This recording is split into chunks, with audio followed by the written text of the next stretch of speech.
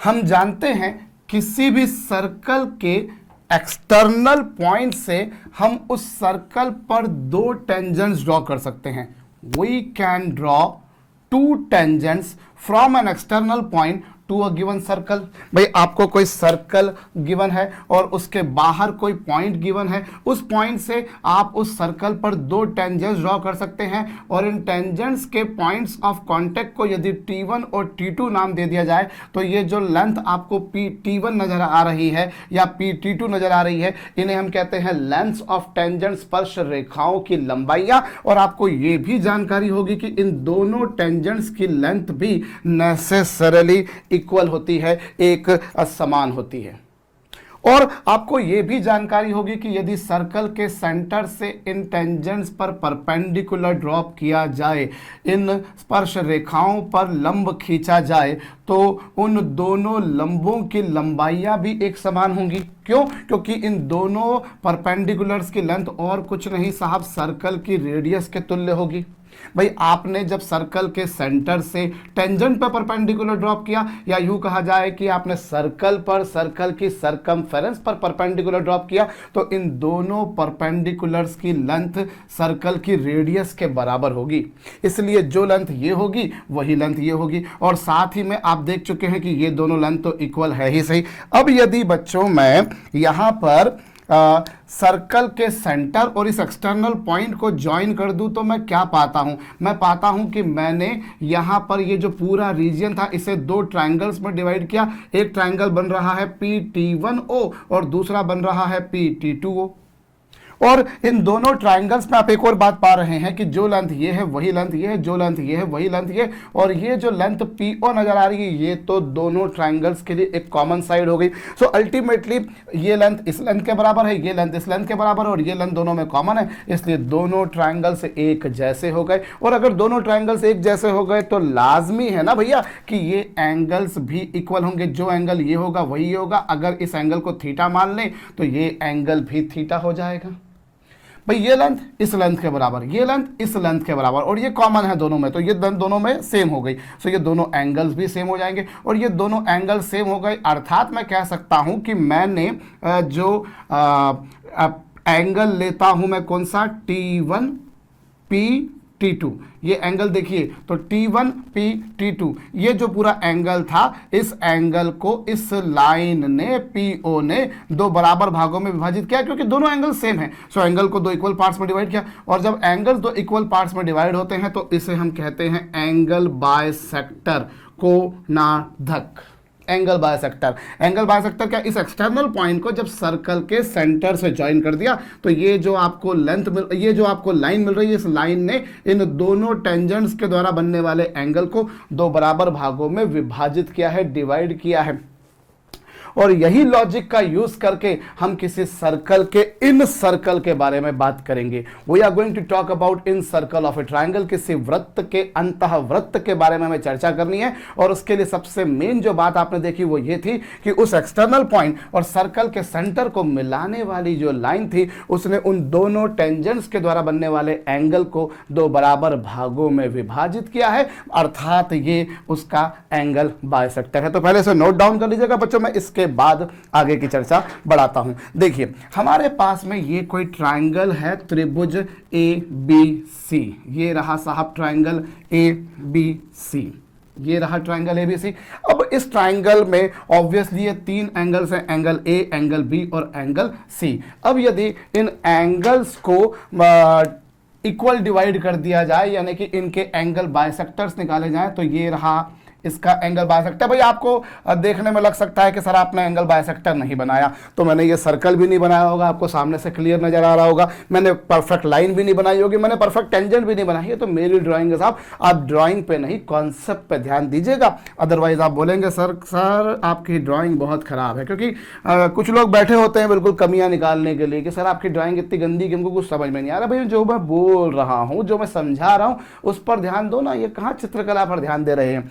तो देखिए आपने यहां पर एंगल को दो इक्वल पार्ट्स में डिवाइड कर दिया, आपने यहां पर भी एंगल को दो इक्वल पार्ट्स में डिवाइड कर दिया और इधर भी आपने एंगल को इक्वल पार्ट्स में डिवाइड कर दिया। जितना एंगल ये है उतना ही एंगल ये है। अब ऐसी स्थिति में आप पाएंगे कि ये जो तीनों एंगल बाइसेक्टर्स थे, इन तीनों एंगल बाइसेक्टर्स ने एक दूसरे को एक ही पॉइंट पे कट करना है, एक ही बिंदु पे प्रतिच्छेद करना है। अर्थात all three angle bisectors of a triangle are concurrent, संगामी है, वो एक ही बिंदु से गुजरेंगे। और इन तीनों एंगल बाइसेक्टर्स के इंटरसेक्शन पॉइंट को हम रिप्रेजेंट करते हैं आई से। इसे हम काहे से रिप्रेजेंट करते हैं? I say. I repeat, angle bisectors of a triangle are concurrent.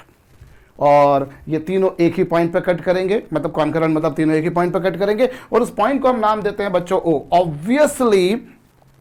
Obviously इस पॉइंट की इन तीनों साइड से डिस्टेंस सेम होगी। ऑब्वियसली इस पॉइंट की इन तीनों साइड से डिस्टेंस सेम होगी। ऐसा कैसे? ऐसा इसलिए क्योंकि यदि मैं इस पॉइंट को सेंटर मानते हुए एक सर्कल ड्रॉ करूं, यदि मैं इस पॉइंट को सेंटर मानते हुए एक सर्कल ड्रॉ करूं बच्चों, तो देखिए मैं फिर बोलूंगा कि वो हो सकता है मुझसे सर्कल ना बन पाए, पर आप उस पर दिमाग मत लगाइएगा कि सर का सर्कल बना कि नहीं बना। सर का सर तो भैया ड्राइंग बनाने में काम नहीं कर पाता, पर अभी समझिए। चलिए साहब, अब ये आपने एक सर्कल ड्रॉ करा। अब इस सर्कल ड्रॉ करा तो इस सर्कल ने अगर ट्रायंगल की एक साइड को टच किया तो बाकी दोनों साइड्स को वो अवश्यम भावी रूप से टच करेगा। ऐसा क्यों? ऐसा इसलिए कि आप इसको यूं समझिए कि जैसे मैंने एक पहले सर्कल ले लिया, आप उल्टा चलिए। मैंने क्या करा? सर्कल, ट्रायंगल के अंदर एक सर्कल ड्रॉ करा। I have drawn circle inside triangle. मैं इसको उल्टा चलता हूं कि पहले मैंने एक सर्कल ड्रॉ कर दिया। मैंने एक सर्कल ड्रॉ कर दिया जिसका सेंटर है आई और सपोज जिसकी रेडियस है स्मॉल आर, मान लिया। अब आप यही लॉजिक यहां पर लगाइए। आपने इसके एक्सटर्नल पॉइंट ए से इस पर टेंजेंट ड्रॉ करी, तो ये एक टेंजेंट आई और ये एक टेंजेंट आई। अब क्या हुआ बच्चों? इन दोनों टेंजेंट्स की लेंथ इक्वल होगी और साथ ही में ये दोनों रेडियस के बराबर हैं, तो और ये साइड कॉमन है, तो ये दोनों ट्रायंगल सिमिलर हो गए। अर्थात ये एंगल बाइसेक्टर बन गया। तो ये एंगल a/2 और ये भी क्या? एंगल बाइसेक्टर a/2 हो गया। ठीक इसी प्रकार से इसी सर्कल पर मैंने एक्सटर्नल पॉइंट B से टेंजेंट ड्रॉ करी, तो यहां पर भी वही लॉजिक होगा कि अगर ये एंगल B है तो ये एंगल दो पार्ट्स में डिवाइड हो गया। देखिए हो गया। और इसी तरीके से इसी सर्कल के एक्सटर्नल पॉइंट C से मैंने जब इस पर टेंजेंट ड्रॉ करी तो ये एंगल दो इक्वल पार्ट्स में डिवाइड हो गया। भाई सर्कल के सेंटर और उस एक्सटर्नल पॉइंट को ज्वाइन करने वाली जो लाइन होती है वो उसे दो बराबर भागों में विभाजित करती है, divides into two equal parts. So वो a/2 तो वो भी a/2, ये b/2 तो ये भी b/2 और ये c/2 तो ये भी c/2, इस तरह से। अब आप देखिए, ऑब्वियसली ये जो है जब ये टेंजेंट्स हैं, जब ये दोनों टेंजेंट्स हैं, जब ये दोनों टेंजेंट्स हैं तो इन दोनों से इसकी डिस्टेंस रेडियस के बराबर होगी। इसी तरीके से जब ये दोनों टेंजेंट्स हैं तो इन इसकी जो होगी डिस्टेंस वो किसके बराबर होगी? रेडियस के बराबर होगी। और इसी तरीके से जब ये दोनों भी टेंजेंट्स हैं, एक टेंजेंट आपके पास में CA और एक आपके पास में CB है साहब, तो ये डिस्टेंस किसके बराबर होगी? ये रेडियस के बराबर होगी। भाई ये रेडियस दोनों टेंजेंट से किसके बराबर डिस्टेंस आती है? और रेडियस के बराबर आती है। तो आप देख सकते हैं साहब, ये जो सर्कल है या इस सर्कल का जो सेंटर है उसकी जितनी डिस्टेंस इस टेंजेंट से है उतनी डिस्टेंस इस टेंजेंट से है और उतनी ही डिस्टेंस इस टेंजेंट से है। अर्थात ये तीनों डिस्टेंस बराबर हैं और तीनों डिस्टेंस रेडियस के बराबर है, मतलब ये एक सर्कल तो है ही सही। मैं वापस से बोल रहा हूं, देखिए है क्या? एक सर्कल के अंदर, एक ट्रायंगल के अंदर हमने एक सर्कल बनाया, एक त्रिभुज के अंदर हमने एक वृत्त बनाया। जब हम ट्रायंगल के अंदर सर्कल ड्रॉ करते हो तो सर्कल को हम बुला करते हैं इन सर्कल।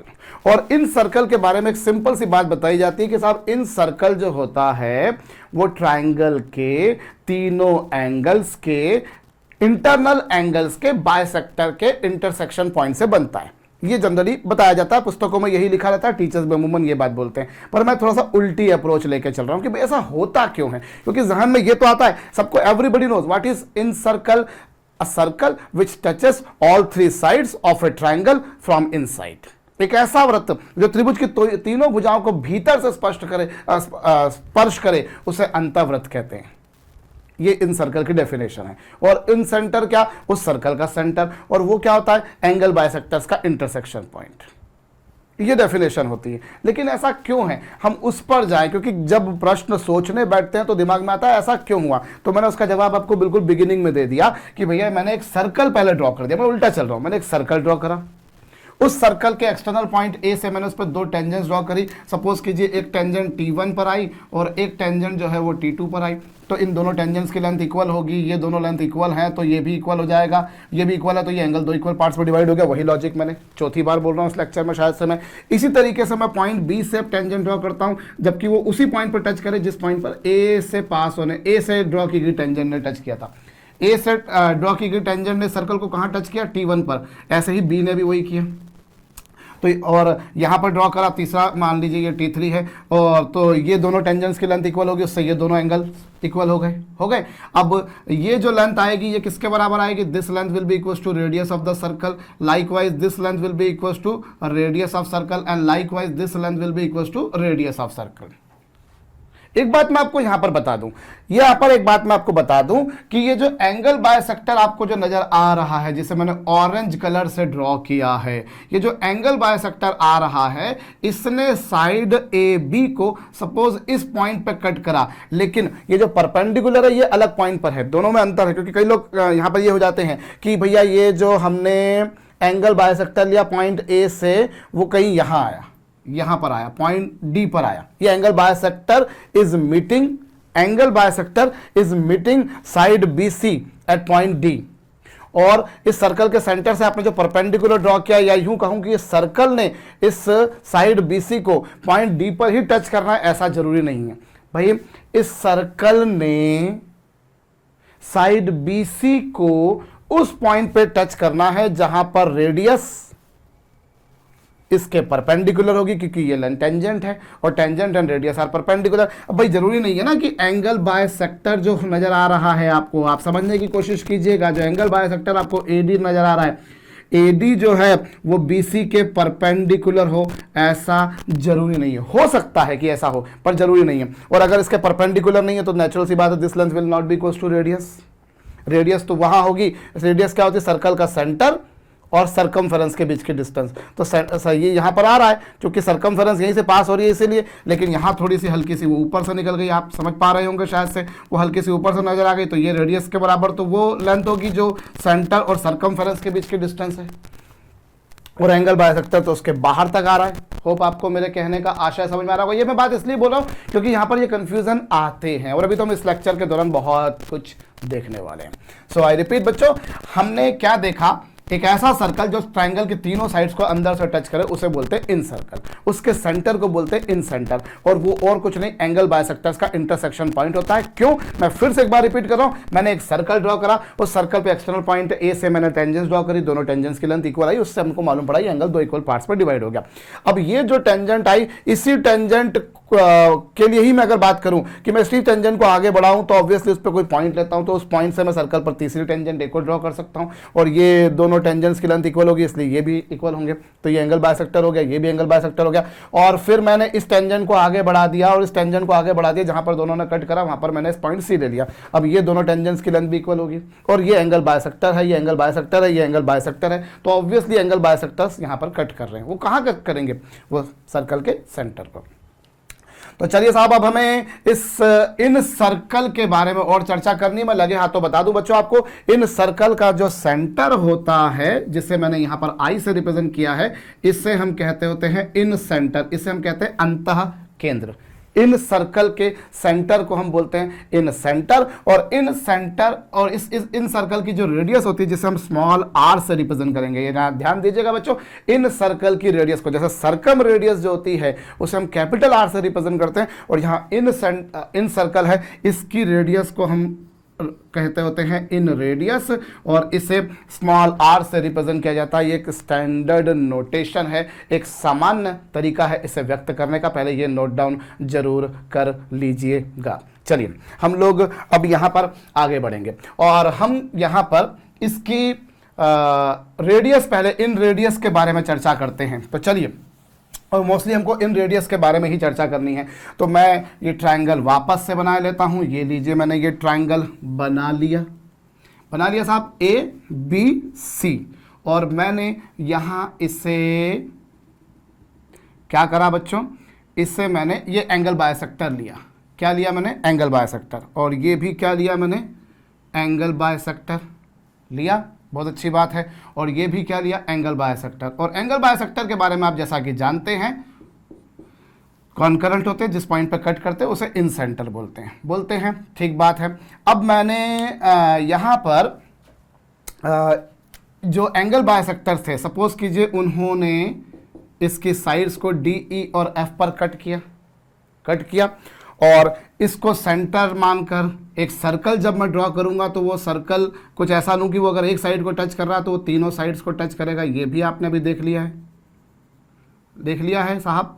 भाई मेरे से सर्कल नहीं बन पाएगा, मैं उसके लिए आपकी कोई मदद नहीं कर सकता। ये आपने एक सर्कल ले लिया, इस सर्कल ने सपोज कीजिए इस साइड को T1 पर टच किया तो ये परपेंडिकुलर होगा। परपेंडिकुलर नहीं दिख रहा, इनफैक्ट ये परपेंडिकुलर आपको दिख रहा है, ये नहीं दिख रहा, पर वो आप हिसाब से लगा लीजिएगा साहब। तो ये परपेंडिकुलर है, तो ये स्मॉल r के बराबर होगी, डिस्टेंस होगी, बिल्कुल होगी। ऐसे ही यहाँ पर जो है ये T2 ये स्मॉल r के बराबर होगी। ऐसे ही यहाँ पर ये T3 मान लेते हैं, ये भी स्मॉल r के बराबर होगी। अब यहाँ पर आप समझिएगा कि ये जो ट्राइंगल ABC का एरिया है, त्रिभुज ABC का जो क्षेत्रफल आपको नजर आ रहा है, इस ट्राइंगल ABC के एरिया को क्या मैं ट्राइंगल BCI का एरिया प्लस ट्राइंगल CIA का एरिया प्लस ट्राइंगल AIB का एरिया के बराबर नहीं लिख सकता? हम फिर से समझे यहाँ पर भैया, मैंने ये पूरे त्रिभुज के क्षेत्रफल को, एक्चुअली मैंने ये जो पूरा ट्राइंगल था, this triangle I have divided in 3 parts. मैंने इसको 3 पार्ट्स में डिवाइड किया। कौन कौन से पार्ट्स में डिवाइड किया? BCI, ये एक ट्राइंगल हुआ, देखिए BCI एक ट्राइंगल, वेल एंड गुड। दूसरा ट्राइंगल लिया आपने CIA, देख सकते हैं, और तीसरा ट्राइंगल लिया AIB। ये आपको समझ में आ चुका भाई। एक ट्राइंगल आपके पास में कौन सा है? BCI, दूसरा कौन सा है? CAI, और तीसरा कौन सा है? ये। अब ट्राइंगल का एरिया क्या होता है? ट्राइंगल का एरिया जो है उसे मैंने यहाँ तो डेल्टा से रिप्रेजेंट कर लिया, पूरे ट्राइंगल ABC का एरिया। और ट्राइंगल का एरिया क्या होता है? ट्राइंगल का एरिया होता है half into perpendicular into base. ये आप जानते हैं भाई, ट्राइंगल का एरिया होता है half into perpendicular into base. अब मैं अगर ट्राइंगल BCI के एरिया के बारे में बात करूँ तो इस ट्राइंगल BCI को जरा देखिएगा। ये रहा ट्राइंगल BCI, ये लीजिए BCI, ये I है, ये B है और ये C है। और I से ये जो है ये किसके बराबर होगा भाई? इसकी इस साइड से जो डिस्टेंस है, भाई आपने ये सर्कल ड्रॉ करा है ना, you have drawn a circle. आपने वो सर्कल नहीं दिख रहा आपको, मैं फिर बोल रहा हूं, मुझसे बन भी नहीं रहा है वो, लेकिन यहां हम कॉन्सेप्ट की बात समझने के लिए बैठे हैं। तो देखिए I की BC से जो डिस्टेंस होगी वो होगी स्मॉल r, और BC डिस्टेंस जो होती है, BC लेंथ जो होती है, BC साइड की जो लेंथ होती है, उसे हम स्टैंडर्ड नोटेशन से स्मॉल a से रिप्रेजेंट करते हैं। तो ट्रायंगल BCI का एरिया कितना होगा? 1/2 इंटू परपेंडिकुलर जो कि है R इंटू बेस जो कि है A। Well and good. तो ये ट्रायंगल BCI का एरिया हो गया। ट्रायंगल BCI का एरिया क्या हो गया भैया? 1/2 लंब गुणित आधार। परफेक्ट। और फिर हम ट्रायंगल CIA के बारे में बात करें तो वो होगा 1/2। और फिर क्या होगा? परपेंडिकुलर। अब इस ट्रायंगल में देखिए तो इस ट्रायंगल में परपेंडिकुलर की लेंथ है स्मॉल r और इसके बेस की लेंथ आपको नजर आ रही है बच्चों स्मॉल b। भाई CA साइड की लेंथ को हम स्मॉल b से व्यक्त करते हैं, ये आप जानते हैं। इसी तरीके से यदि मैं ट्रायंगल AIB के एरिया के बारे में बात करूं तो ट्रायंगल AIB का एरिया कितना होगा? 1/2 परपेंडिकुलर जो कि है R इंटू बेस जो कि है C, सॉरी। तो ये हमारे पास आ गया भाई ट्रायंगल का एरिया। आई रिपीट, ये इसके परपेंडिकुलर है। मैं फिर बोल रहा हूं आपको, ये जरूर परपेंडिकुलर नजर आ रहा है, ये नहीं आ रहा, पर मुद्दे की बात ये बच्चों कि सर्कल ने इस साइड BC को पॉइंट T1 पर टच किया, तो ये इस पॉइंट को जब इससे ज्वाइन करोगे तो ये रेडियस होगी, और रेडियस हमेशा टेंजेंट के परपेंडिकुलर होती है। सो ये 1/2 परपेंडिकुलर जो कि है R इंटू बेस जो कि इतना। इसी तरीके से क्या होगा हमारे पास में? 1/2 परपेंडिकुलर जो कि है R इंटू बेस यानी कि ये लेंथ B। ऐसे यहाँ पर अब इन तीनों में से R/2 कॉमन आ जाएगा और आ जाएगा A plus B plus C। ये कहलाता है पेरीमीटर। भाई त्रिभुज की भुजाओं की लंबाइयों के योग को कहा जाता है परिमाप, परिधि, perimeter of the triangle. We know and perimeter of triangle is basically written as 2s as we call a semi perimeter। अब यहाँ पर क्या होगा बच्चों, अभी 2 से 2 तो क्या हो गया जनाब, कैंसिल, और 2 से 2 कैंसिल हो जाने के बाद स्मॉल आर की वैल्यू जो आपको नजर आ रही है वो और कुछ नहीं डेल्टा अपॉन एस मिल रही है। Delta is the area of the triangle and S is semi perimeter of the triangle. Please copy कर लीजिएगा। तो ये हमारे पास में क्या हुआ बच्चों, त्रिभुज का क्षेत्रफल मिला है, हमें ट्रायंगल का एरिया मिल गया है। अब ट्रायंगल के एरिया, ट्रायंगल की सॉरी इन रेडियस मिल गई है, आपको मिल गई है। हम यहाँ पर जरा स्मरण करें, हम लोग जानते हैं बच्चों 10a/2 को हम लिख सकते हैं delta upon S into S minus A. संभवतः आपको ये बात जानकारी है भाई, हमने सेमी एंगल्स, हाफ एंगल्स के फार्मूला देखे, तो उस बेसिस पर डेल्टा अपॉन एस को यदि मैं S minus A into 10a/2 लिख दूं तो क्या कोई गुनाह, कोई पाप, कोई मिस्टेक है? हरगिज नहीं है। क्या मैं ऐसा डेल्टा अपॉन एस को ऐसा नहीं लिख सकता? बिल्कुल लिख सकता हूं। तो इस बेसिस पर, और डेल्टा अपॉन एस क्या है बच्चों, small R in radius of the triangle. So इसे आप ऐसा भी लिख सकते हैं S minus A into 10a/2, या फिर s minus B into 10b/2 भी इसी तरीके से लिखा जा सकता है। और मैं इसे यदि s minus C into 10c/2 लिखूं तब कौन सी मिस्टेक, कौन सा पाप हो जाएगा मुझसे? हरगिज नहीं भैया। आपने डेल्टा अपॉन s को s माइनस से 10a/2 लिख दिया, s माइनस बी 10b/2 लिख दिया, या s माइनस सी 10c/2 भी लिख दिया तो कोई गुनाह, कोई पाप, कोई मिस्टेक, कोई फॉल्ट नहीं है। तो ये भी नोट डाउन कर लीजिएगा। तो ये और भी तरीकों से लाया जा सकता है, बट डेल्टा अपॉन एस से ये जो वैल्यूज हैं हम और भी तरीकों से ला सकते हैं, पर मेरे दिमाग में भी ये तरीका आया। चलिए साहब, ये नोट डाउन कर लीजिएगा। अब मैं थोड़ा सा और आगे बढ़ता हूं और इसी फार्मूले को डिराइव करने का कुछ और भी तरीका कोशिश करता हूं, या किसी और रूप में भी इसको लाने की कोशिश करता हूं। देखिए, ये आपके पास में ट्राइंगल, ये ट्राइंगल है साहब, और ये है इसका इन सर्कल का सेंटर आई, जो कि निश्चित रूप से एंगल बायसेक्टर्स का इंटरसेक्शन पॉइंट है। अब यहाँ से मैंने जब परपेंडिकुलर ड्रॉप किया तो वो स्मॉल आर के बराबर होगा, ये आप समझ सकते हैं। और सपोज कीजिए कि ये T1 है, मान लिया इसको T1। भाई इन सेंटर की इससे जो परपेंडिकुलर डिस्टेंस होगी वो स्मॉल आर के बराबर होगी ना, क्योंकि यही सर्कल है, तो ये स्मॉल आर के बराबर होगा। चलिए ठीक है। और ये एंगल कितना नजर आ रहा है आपको? b/2 मिल रहा है। ठीक इसी तरीके से यहाँ का एंगल बायसेक्टर कुछ इस तरह से, ये C है, और ये एंगल कितना होगा? C/2। ये एंगल वर्टेक्स उसका B था, ये लीजिए जनाब, बहुत अच्छी बात है। अब मैं यहाँ पर एक बात पाता हूँ कि मैं यदि BT1 को बारे में बात करूँ तो मैं क्या पाऊंगा बच्चों? परपेंडिकुलर अपॉन बेस के बारे में आप जानते होंगे। परपेंडिकुलर अपॉन बेस को बड़े बुजुर्गों ने tan थीटा नाम दिया था, ये आया। इस तरीके से आपको BT1 की वैल्यू कितनी मिल गई? BT1 की वैल्यू मिल गई आपको R इंटू कॉर्जेंट ऑफ b/2 मिल गई।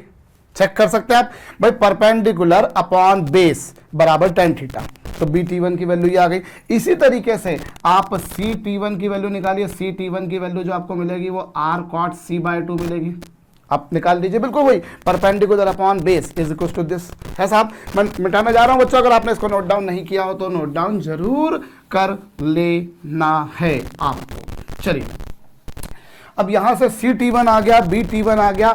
हम अब BC के बारे में बात करें तो BC1 आपको नजर आ रहा है बच्चों, BT1 प्लस T1C के बराबर है। You can see BT1 plus T1C, perfect. और BC जो है बच्चों वो स्मॉल a है, और BT1 की वैल्यू क्या आ रही है बच्चों? R into cot B/2 plus R into cot C/2। BT1 की वैल्यू और ये CT1 की वैल्यू आ चुकी।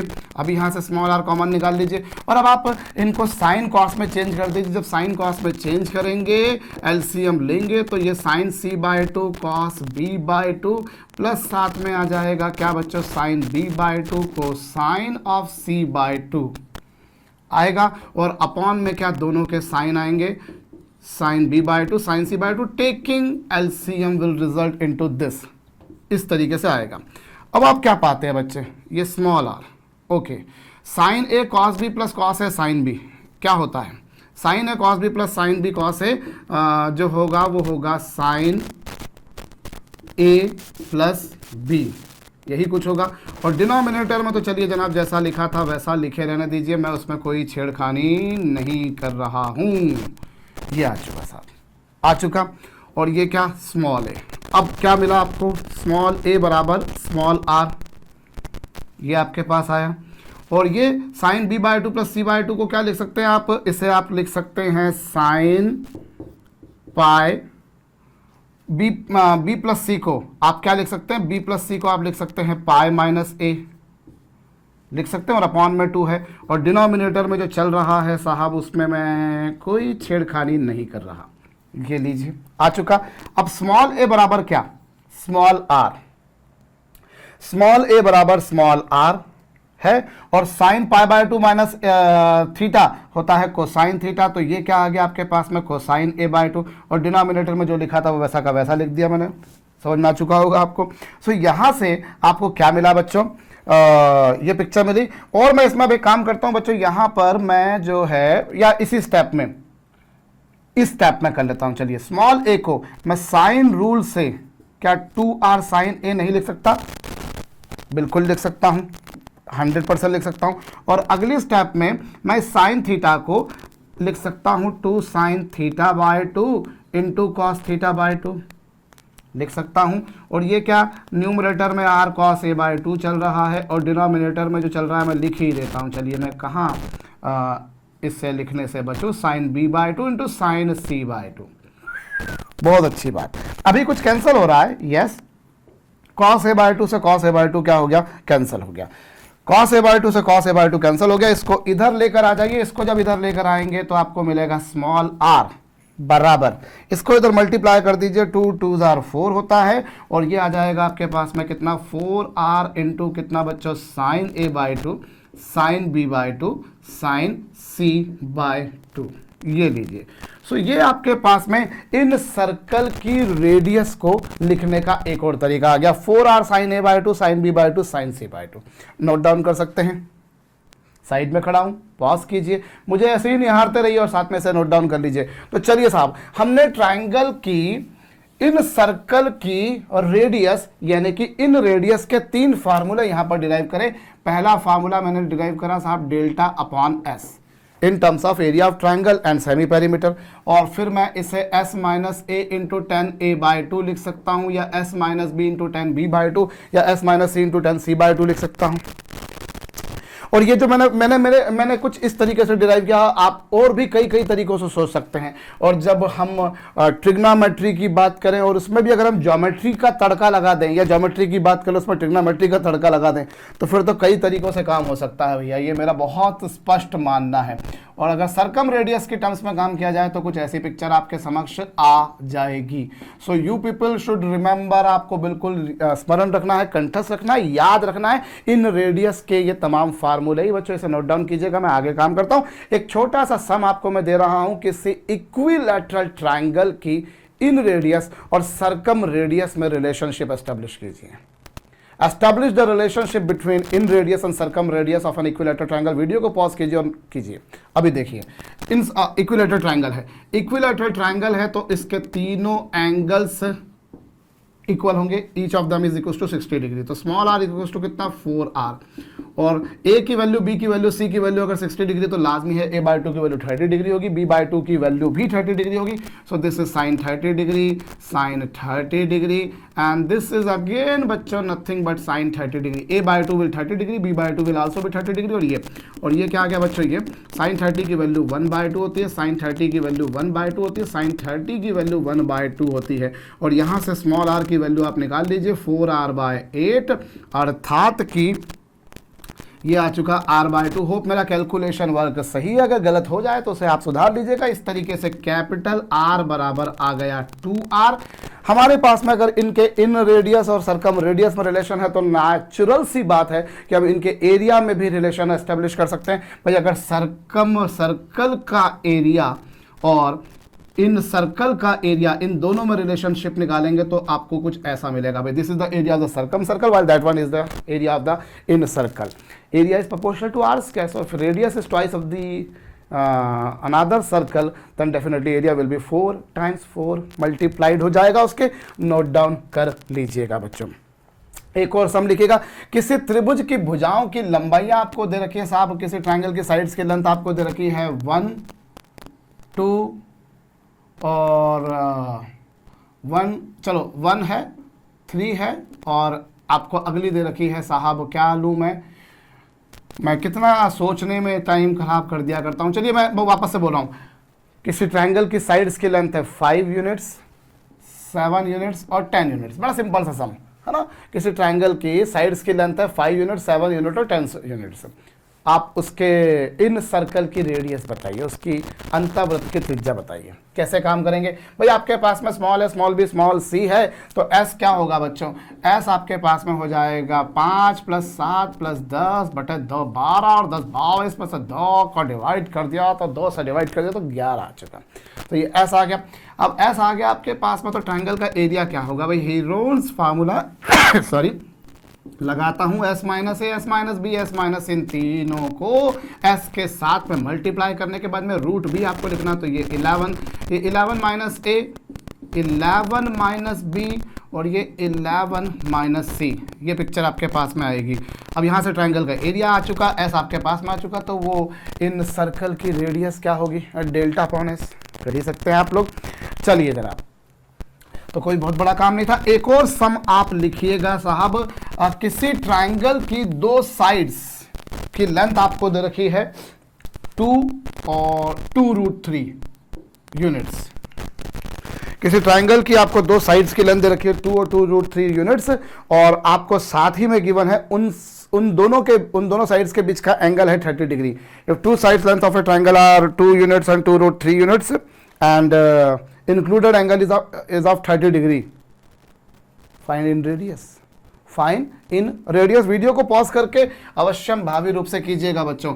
अब देखिए, आपको A दे रखा है, आपको B दे रखा है, साइड लेंथ A दे रखी है, साइड लेंथ B दे रखी है, और इंक्लूडेड एंगल मतलब एंगल C आपको दे रखा है कितना, 30 डिग्री। भाई आप ट्रायंगल बनाइए ना, ये लीजिए ट्रायंगल, ये आपके पास में vertex A, vertex B, vertex C, ये स्मॉल ए है, ये स्मॉल बी है, स्मॉल सी, आपको ये साइड लाइन दे रखी है, ये साइड लाइन दे रखी है, और इंक्लूडेड एंगल एंगल सी होगा। तो ट्रायंगल का एरिया क्या होगा बच्चों, ट्रायंगल का एरिया होगा AB/2 इंटू साइन सी। यहाँ से ट्रायंगल का एरिया आपके पास में आ जाएगा, आप निकाल लीजिए, वो आप काम कर लेंगे, मेरे को करने की जरूरत नहीं है भैया, वो आप काम कीजिएगा। ये ट्रायंगल का एरिया आ गया आपके पास। एक बात, दूसरी बात उन्होंने क्या बोली आपसे, पहली बात तो उन्होंने ये बोल दी आपसे, और दूसरी बात उन्होंने आपसे कही, दूसरी कोई बात तो करी नहीं उन्होंने, वो तो आपको करनी है। क्या, आपको सी निकालना पड़ेगा। और सी कैसे निकलेगा, सी निकलेगा बच्चों, हम कोसाइन रूल लगाते हैं, a² + b² - 2ab into cos सी।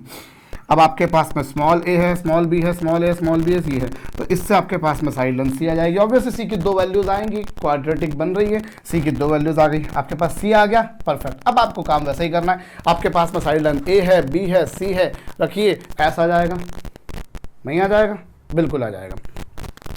एस आपके समक्ष आ चुका है, और आपके समक्ष ट्रायंगल का एरिया आ चुका है, तो आपको स्मॉल आर निकालना कोई बड़ा काम नहीं है, कर सकते हैं बिल्कुल, तो कर लीजिएगा भैया, मैं नहीं करूंगा, मेरा काम आपको अप्रोच बताना है, आपके कॉन्सेप्ट्स को, फंडामेंटल्स को क्लियर करना। बच्चों एक और सम लिखिएगा, बड़ा फेवरेट है बच्चों, किसी भी ट्रायंगल ABC में, किसी भी त्रिभुज ABC में आपको प्रूव करना है cos A + cos B + cos C की value 1 + small r upon capital R। Video को पॉज करके कीजिएगा। In triangle ABC prove this. तो देखिए साहब, आपको ये प्रूव करने को कहा गया है, जो प्रूव करने को कहा गया आप उसके LHS लीजिए, और LHS लेंगे तो आप एक काम कीजिए, यहाँ पर आप ट्रांसफॉर्मेशन फार्मूला लगाइए, तो ये हो जाएगा 2 cosine A + b/2 into cosine A - b/2। लिखा आपने, यस। और ये क्या है आपके पास में, cos C। cos C को मैं नेक्स्ट स्टेप में ही, यानी कि इसी स्टेप में मैं क्या लिख सकता हूँ, इससे मैं लिख सकता हूँ 2 cos² C/2 -1। क्या ऐसा लिख सकता हूँ, यस, इस प्रकार से लिखा जा सकता है। और कुछ इसमें से कॉमन आने का आपको नजर आ रहा है, ये मत करिए आप, इससे काम आपका नहीं होगा। आप एक काम कीजिए, इसे लिखिए 1 - 2 sin² C/2। ये लीजिए, और ये cos a plus B by two को आप sin c बाई टू लिख सकते हैं। ट्राइंगल के तीनों एंगल्स का सम 180 डिग्री होता है, तो a प्लस बी की जगह लिखेंगे पाई माइनस सी, फिर वही cos pi by two minus theta हो जाता है sin थीटा। तो इन दोनों में से क्या कॉमन आ रहा है बच्चों, इन दोनों में से 2 sin c by two common आ गया, sin c by two common आ गया, 2 भी आ चुका, sin c बाई टू भी कॉमन आ चुका, तो ये बचा cos sin of a minus B by two, और ये माइनस ये क्या होगा बच्चों, कोसाइन ऑफ, इसे लिख सकते हैं a plus B by two. Hope समझ में आया है, और ये +1 ज्यो का त्यों चल रहा है। ये पिक्चर बनी भाई, आपने पहले इसे लिख दिया sin c बाई टू, तो ये sin c बाई टू दोनों में था, कॉमन निकल गया, 2 भी दोनों में से कॉमन निकल गया। अब यहाँ बचा ये cosine a minus B by two, perfect. और यहाँ पर क्या बचा बच्चों, माइनस दिस, क्यों, क्योंकि आप फिर साइन को कोसाइन में चेंज कर दीजिए, ये आ गया। अब आपके पास में क्या 2 sin c बाई टू है। अब यहाँ पर आपका आइडेंटिटी लगाइए, फिर से ट्रांसफॉर्मेशन फार्मूला आप लगा दीजिए, और उससे क्या होगा, cos c minus cos d की आइडेंटिटी अगर आप देखें तो वो होती है 2 sin c plus D by two, और c जो है वो कुछ ये आएगा, c plus D by two into sine क्या बच्चों, इंटू साइन हम करेंगे d minus C by two, तो d तो आपके पास में ये है, a आपके c आपके पास में ये है, और अपॉन 2, और वो +1 चल रहा था भैया, उसको मैंने छेड़खानी नहीं करी है। ये 4 टाइम्स हो गया, sin c बाई टू हो गया, और यहाँ पर जब आप इन दोनों को ऐड करेंगे तो माइनस बी से प्लस बी कैंसिल हो जाएगा, a plus A will become 2a upon 2, 2 से 2 कैंसिल, फिर से a के आ जाएगा, तो ये हो जाएगा sin a बाई टू, ये आया। इसी तरीके से यहाँ पर क्या होगा, a से a कैंसिल हो जाएगा, b 2b हो जाएगा, 2b को 2 से डिवाइड करेंगे तो b हो जाएगा, लेकिन अपॉन में 2 है, आप आराम से चेक कर लीजिए भैया, मैं इतना भी अगर करने बैठूंगा तो फिर तो हो गया काम। और ये आ चुका आपके पास में 4 times of sin a by to, sin b by to, sin c by to +1, और वहाँ से आप देखिए तो आपको क्या मिल रहा है बच्चों, 4 times of sin a by to, sin b by to, sin c by to. इस आइडेंटिटी का आप यूज़ करके देखें तो आपको ये क्या मिल रहा है, 4 टाइम्स ऑफ दिस, पूरा आपको जो मिलेगा वो small r plus upon capital R मिलेगा। देख लीजिए, 4 times of sin a by to, sin b by to, sin c by to, ये पूरा एक्सप्रेशन जो आपको नजर आएगा, ये आप कैपिटल R से डिवाइड कर दीजिए ना, तो small r upon capital R आ जाएगा। तो देख लीजिए ये वही है, और इस तरीके से आपको क्या मिली ये वैल्यू आपको मिल गई 1 plus small r upon capital R।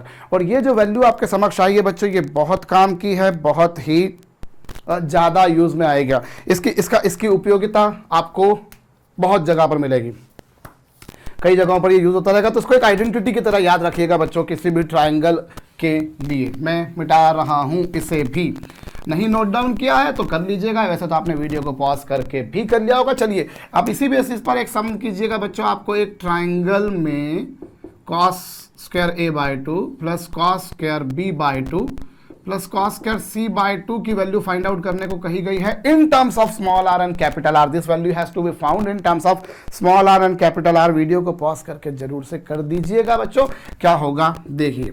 cos square a by two को क्या लिख सकते हो आप, 1 plus cos a by to लिख सकते हो, फिर इसे क्या लिख सकते हो, 1 plus cos b by to लिख सकते हो, और इसे आप क्या लिख सकते हो बच्चों, 1 plus cos c by to लिख सकते हो। बहुत अच्छी बात, 1 by two plus 1 by two plus 1 by two, और कुछ नहीं बच्चों 3 बाई टू होता है, 1 बाई टू इसमें से कॉमन निकाल दिया तो आपको ये मिलेगा cos a plus cos b plus cos c, और cos a plus cos b plus cos c की वैल्यू आपने आपके सामने ही लिखी हुई, अभी भी ऊपर मैंने बोला भी सही आपको भैया, इसे आप याद रखिएगा। तो 3 by two plus 1 by two will become 2, और साथ में 1 by two into small r upon capital R आ जाएगा। भाई ये जो वैल्यू आपके समक्ष आई है, इसे आपको बिल्कुल अच्छी तरीके से याद रखना है। कौन सी वैल्यू, इस वैल्यू को। तो चलिए साहब मैं एक और सम आपको दे रहा हूं। हमें बोला है b plus C into 10a by two plus c plus a into 10b by two, और साथ ही में a plus b into 10c by two. इसकी value small r capital R के टर्म्स में आपको फाइंड आउट करनी है। वीडियो को पॉज करके जरूर से करके बताइएगा। This value has to be found in terms of small r and capital R। चलिए अभी एक काम करें, ये जो पूरा एक्सप्रेशन हमको फाइंड आउट करना है, हम इस पूरे एक्सप्रेशन पे काम नहीं करते, हम केवल इतने एक्सप्रेशन को सॉल्व करते हैं। b को हम लिख सकते हैं साहब 2r साइन b लिख सकते हैं, और इसे हम लिख सकते हैं 2r साइन c लिख सकते हैं, इनटू में क्या 10a बाई टू लिख सकते हैं। दोनों में से मैंने 2r को कॉमन निकाल दिया, और sine b plus sine c को मैं लिख सकता हूँ 2 sine b plus C by 2 into cos sine of b minus C by 2। भाई कंपाउंड एंगल ने ट्रांसफॉर्मेशन फार्मूला लगा दिया, ये 2r को कॉमन निकाला था, sine b plus sine c हो जाएगा ये। और रही बात बच्चों ये tan a बाई 2 को मैं लिख सकता हूँ साइन a बाई 2 अपॉन को साइन ऑफ a बाई 2। और भैया अब तो आपको याद हो जाना चाहिए कि sine b plus C by 2 को जब मैं a की टर्म्स में लिखने जाऊँगा तो वो cos a बाई 2 होगा, cos a बाई 2 से cos a बाई 2 कैंसल, और ये आपको क्या मिल गया बच्चों 4r, ये आपको 4r मिल गया, 2 2 4, और ये cosine of b minus C by 2 into sine A plus B by 2, sine A by 2 को मैं क्या लिख सकता हूँ, इससे मैं लिख सकता हूँ cos b plus C by 2, ये आ जाएगा और ये 4r।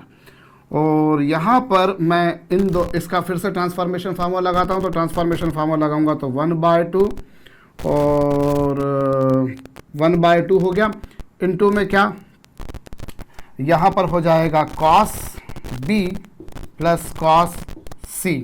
होप जो मैंने कुछ किया है वो सही किया है, गलत किया हो तो उसको रेक्टिफाई आप कीजिएगा भैया, क्योंकि cos b plus cos c की आइडेंटिटी जब आप लगाएंगे तो वो होगा 1/2 cos b plus c cos, इसकी जब आइडेंटिटी लगाएंगे तो वो होगा 2 cos b plus C by 2 into cos b minus C by 2, यही पिक्चर आएगी। तो ये इस तरह से आ गया, तो ये हो गया साहब 2r इंटू क्या cos b plus cos c। देख सकते हैं आप, आराम से देख सकते हैं, 2r into cos b plus cos c, यही आएगा। ठीक है भैया, पहले वाले से आपके पास में ये आया, तो ऐसे दूसरे वाले से जब आप निकालेंगे तो वो आएगा 2r इंटू कितना cos c प्लस cos a, चेक कर लीजिएगा। और तीसरे वाले से निकालेंगे तो वो आपको क्या मिलेगा साहब cos a plus cos b, और इन तीनों में से 2r को कॉमन निकाल दीजिए, इनफैक्ट ये 2 बार हो जाएगा तो 4r इंटू क्या हो जाएगा बच्चों cos a plus cos b plus cos c। और फिर अब क्या पिक्चर चलाएंगे आप, cos a plus cos b plus cos c को क्या लिख सकते हैं आप, इसे आप लिख सकते हैं साहब 1 plus small r upon capital R। मैंने अभी आपको बोला ही सही कि वो जो वैल्यू आपके पास में आई है उसे आप याद ही रखिएगा साहब, कहा था मैंने आपसे। तो यहाँ पर देखिए इसका यूज आ चुका हमारे पास। अगली प्रॉब्लम मैं आपको दे रहा हूं, चलिए हमसे फिर से वैल्यू पूछी है स्मॉल r कैपिटल R की टर्म्स में ही, a into cot A plus b into cot B plus c into cot C. a into cot A, b into cot B, c into cot C, इन तीनों को आपको add करना है। Video को पॉज करके इसकी value small r capital R की टर्म्स में बतानी है, जरा करिएगा। देखिए a को मैं लिख सकता हूं 2r साइन ए, और ये क्या होगा cos a अपॉन साइन ए, ऐसे ही अगला वाला भी हो जाएगा।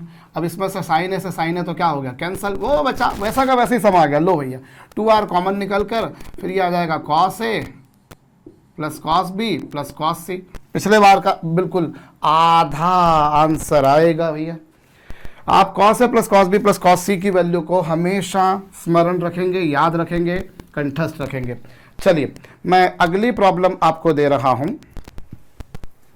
हमें बोला गया है प्रूव कीजिए साहब, क्या प्रूव करेंगे आप, delta is equals to, triangle का area is equals to 4 times of capital R small r into क्या cos a by 2 cos b by 2 into cos c by 2। ये प्रूव कीजिए।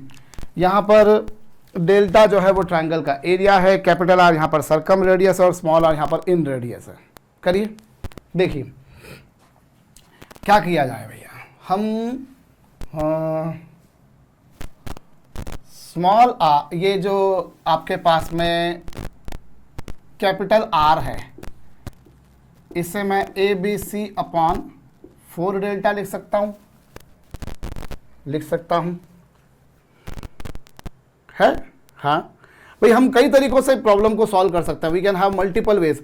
हमें जो प्रूव करना है हम RHS से LHS लेकर आते हैं। देखिए जब भी प्रूव करने की प्रॉब्लम होती है तो एक बात तो आप समझ के चलिए कि हमको LHS से बिगिन करना है कि RHS से बिगिन करना है। तो यूजुअली हम लोग क्या है, हम लोग यूजुअल जो अप्रोच होती है वो ये होती है कि जिस तरफ आपको बड़ा एक्सप्रेशन दिखाई दे रहा है आप उसको उससे शुरुआत कीजिए, क्योंकि हमारी बचपन से आदत पड़ी हुई है हम सिंप्लीफाई करने का काम करते हैं, हम चीज़ों को कॉम्प्लेक्स नहीं करते हैं। कॉम्प्लेक्स तो टीचर्स करते हैं, we do not make complex things, ये होता है ना भाई। हमको जब भी प्रॉब्लम लिखी हुई आती है मैथमेटिक्स में तो वो यही आता है सिंप्लीफाई, सरलतम रूप में बदलिए। आता है कठिनतम रूप में बदलिए, मेक इट कॉम्प्लेक्स, कॉम्प्लेक्सीफाई, ऐसा कभी आता है नहीं। कॉम्प्लेक्सिटी का काम तो हमारे जैसे पागल लोगों का होता है जो अपने आप को शिक्षक कहते हैं, है ना, है कि नहीं वो आप डिसाइड कर सकते हैं। तो हम चीज़ों को बड़े से छोटा करने में बिलीव करते हैं, छोटे से बड़े तो टीचर्स करते हैं साहब। तो हम यहाँ पर बड़ा एक्सप्रेशन मुझे यहाँ नज़र आ रहा है और यहाँ मुझे जो एक्सप्रेशन नज़र आ रहा है साहब वो छोटा नज़र आ रहा है। सो मैं राइट हैंड साइड से काम करता हूँ भाई। कैपिटल R की वैल्यू में अगर इन टर्म्स ऑफ डेल्टा लिखूंगा तो इस तरीके से कुछ पिक्चर बनकर आएगी।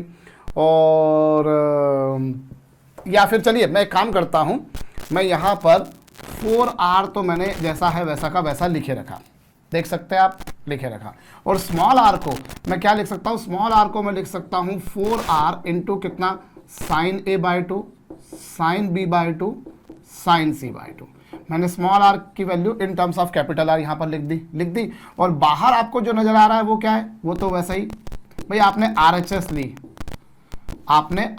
ली, ये लीजिए साहब, देख सकते हैं हो गया। आप कुछ बचा नहीं है इसमें कुछ खास। अब यहाँ पर क्या होगा, 2 2s are ये 4 4s are 16 में से 2R तो मैं बाहर निकाल के रखता हूँ, इनफैक्ट 2R² में बाहर निकाल के रखता हूँ। और बाकी जो आपको नज़र आ रहा है मैं इस 16 में से 8 को कुछ ऐसा लिखता हूँ, 2 साइन A/2 साइन B/2 लिख सकता हूँ। ओ गलती कर रहा हूँ, इस साइन और इस कॉस को एक साथ में लिखता हूँ। ए वाले जो साइन कॉस है उनको एक साथ लिख दिया, ऐसे ही बी वाले साइन कॉस को भी एक साथ लिख दिया, 2 साइन B/2 कॉस B/2 ये आएगा। और ये हुआ, और साथ ही में क्या, साथ ही में ये 2 sign C/2 into cos sign C/2, ये पिक्चर हमारे पास आ गई, बहुत अच्छी बात है। अब ये 2R², और ये जो आपको नज़र आ रहा है बच्चों इसे आप लिखेंगे साइन A, इस पिक्चर को आप साइन B लिखेंगे, और वो जो पिक्चर आपको नज़र आ रही है साइन C, भाई ये साइन A है, ये साइन B है और ये साइन C है। और ये 2R²। और यदि मैं इसे साइन रूल का यूज़ करूँ तो मैं क्या इसे A/2R नहीं लिख सकता, बिल्कुल लिख सकता हूँ। इसे क्या मैं B/2R नहीं लिख सकता, बिल्कुल लिख सकता हूँ। इसे क्या मैं C/2R नहीं लिख सकता, बिल्कुल लिख सकता हूँ। अभी 2 से 2 कैंसल, 2R से 2R भी कैंसल, और ये आ जाएगा बच्चों ABC/4 टाइम्स ऑफ R, क्योंकि 2 2s are 4 और एक R बचा। और ABC/4R और कुछ नहीं बच्चों, ट्राइंगल का एरिया होता है, त्रिभुज का क्षेत्रफल होता है। आपको स्मरण होगा, कंठस्थ होगा, याद भी होगा, तो कर लीजिए। चलिए मैं अगली प्रॉब्लम आपको दे रहा हूं। हमें S/A-1 S/B-1 S/C-1 की value in terms of small r capital R निकालनी। जरा वीडियो को रोक करके आप निकालिएगा। देखिए इसकी वैल्यू किसके टर्म्स में निकालनी है आपको, स्मॉल r और कैपिटल R के टर्म्स में। क्या करें भाई, इसे मैं लेता हूं S-A/A S-B/B S-C/C। ये पिक्चर आपके पास बनकर आई, बिल्कुल आ गई। और ये जो आपको दिखाई दे रहा है बच्चों एक्सप्रेशन, मुझे स्मॉल r और कैपिटल R के टर्म्स में ये काम करना है, तो मैं एक काम करता हूँ, इसमें S से ऊपर नीचे मल्टीप्लाई करता हूँ। S-A S-B S-C, ऊपर नीचे इससे मल्टीप्लाई कर दिया, ऊपर भी किया तो नीचे भी मल्टीप्लाई करना पड़ेगा, कर दिया। और ऊपर जरा आप देखिए क्या है, ऊपर आपको नजर आएगा बच्चों, ये हीरोन्स फार्मूला से आपको याद हो तो ये ट्रायंगल के एरिया का स्क्वायर है, क्योंकि ट्रायंगल का एरिया जब निकालते हो तो वो उसका रूट होता है। तो ये तो ट्रायंगल के एरिया का स्क्वायर हो गया, और ये हो गया आपके पास में S इंटू ABC, बहुत अच्छी बात है। और आपको क्या मिल रहा है बच्चों, इसे डेल्टा अपॉन S, और ABC को मैं क्या 4R डेल्टा नहीं लिख सकता भाई, आप जानते हो ABC/4R बराबर होता है डेल्टा, तो ABC बराबर 4R डेल्टा। और ये आपके पास में ये पिक्चर बनकर आ गई, देखिए आ गई, हाँ जी। और डेल्टा अपॉन S को आप लिख सकते हो small r, delta upon S को आप लिख सकते हो स्मॉल आर, आप जानते हो, और ये डेल्टा से डेल्टा कैंसल, और अपॉन में क्या बचा 4r. I told in the beginning only that we people need to find out this value in terms of small r and capital R. Hope you have got this now. Let me move to the next problem. I am going to have another problem in which again I need to find out the value of the given expression in terms of small r and capital R. Here we do have 1 upon BC, 1 upon CA and 1 over AB. This value you need to find in terms of small r and capital R. Keep the video on pause way and find out the value. Now what to do? We just need to find out this LCM. Here we find BC, here CA, here AB. So very simple way we can find out the LCM, which is equals to ABC. Here I multiply with A, here I multiply with B, here I multiply with C, and here again A plus B plus C is nothing but 2s, and as far as this ABC is concerned, we know it is 4r delta. Now again अब आपके पास में क्या आ चुका बच्चों, ये 4r delta आ चुका, 2 से 2 कैंसल, और ये हो चुका बच्चों 1 अपॉन 2r इंटू क्या s upon delta 1 upon 2r, और डेल्टा अपॉन s को मैं और क्या लिख सकता हूँ स्मॉल आर. एक मिनट, स्मॉल आर तो बटे में आएगा ना, क्योंकि डेल्टा अपॉन s होता है स्मॉल आर, और यहाँ तो s अपॉन डेल्टा था, तो ये क्या हो जाएगा, ये हो जाएगा कुछ स्मॉल 1 अपॉन r. होप समझ में आया है, आया है. बहुत अच्छी बात बच्चों. अगला सम मैं आपको दे रहा हूं. आपको कहा है एक राइट एंगल ट्रायंगल में, कौन से ट्रायंगल में, राइट एंगल ट्रायंगल में एक समकोण त्रिभुज में आपको कैपिटल आर, स्मॉल आर और एस सेमी पेरीमीटर, इन तीनों में रिलेशनशिप एस्टेब्लिश करनी है. Establish relationship amongst small R, capital R and S for right angle triangle. Video को पॉज करके कीजिएगा. चलिए क्या करेंगे हम, एक राइट एंगल ट्रायंगल दे रखा है, मतलब एक एंगल 90 डिग्री का है, और आपको स्मॉल आर,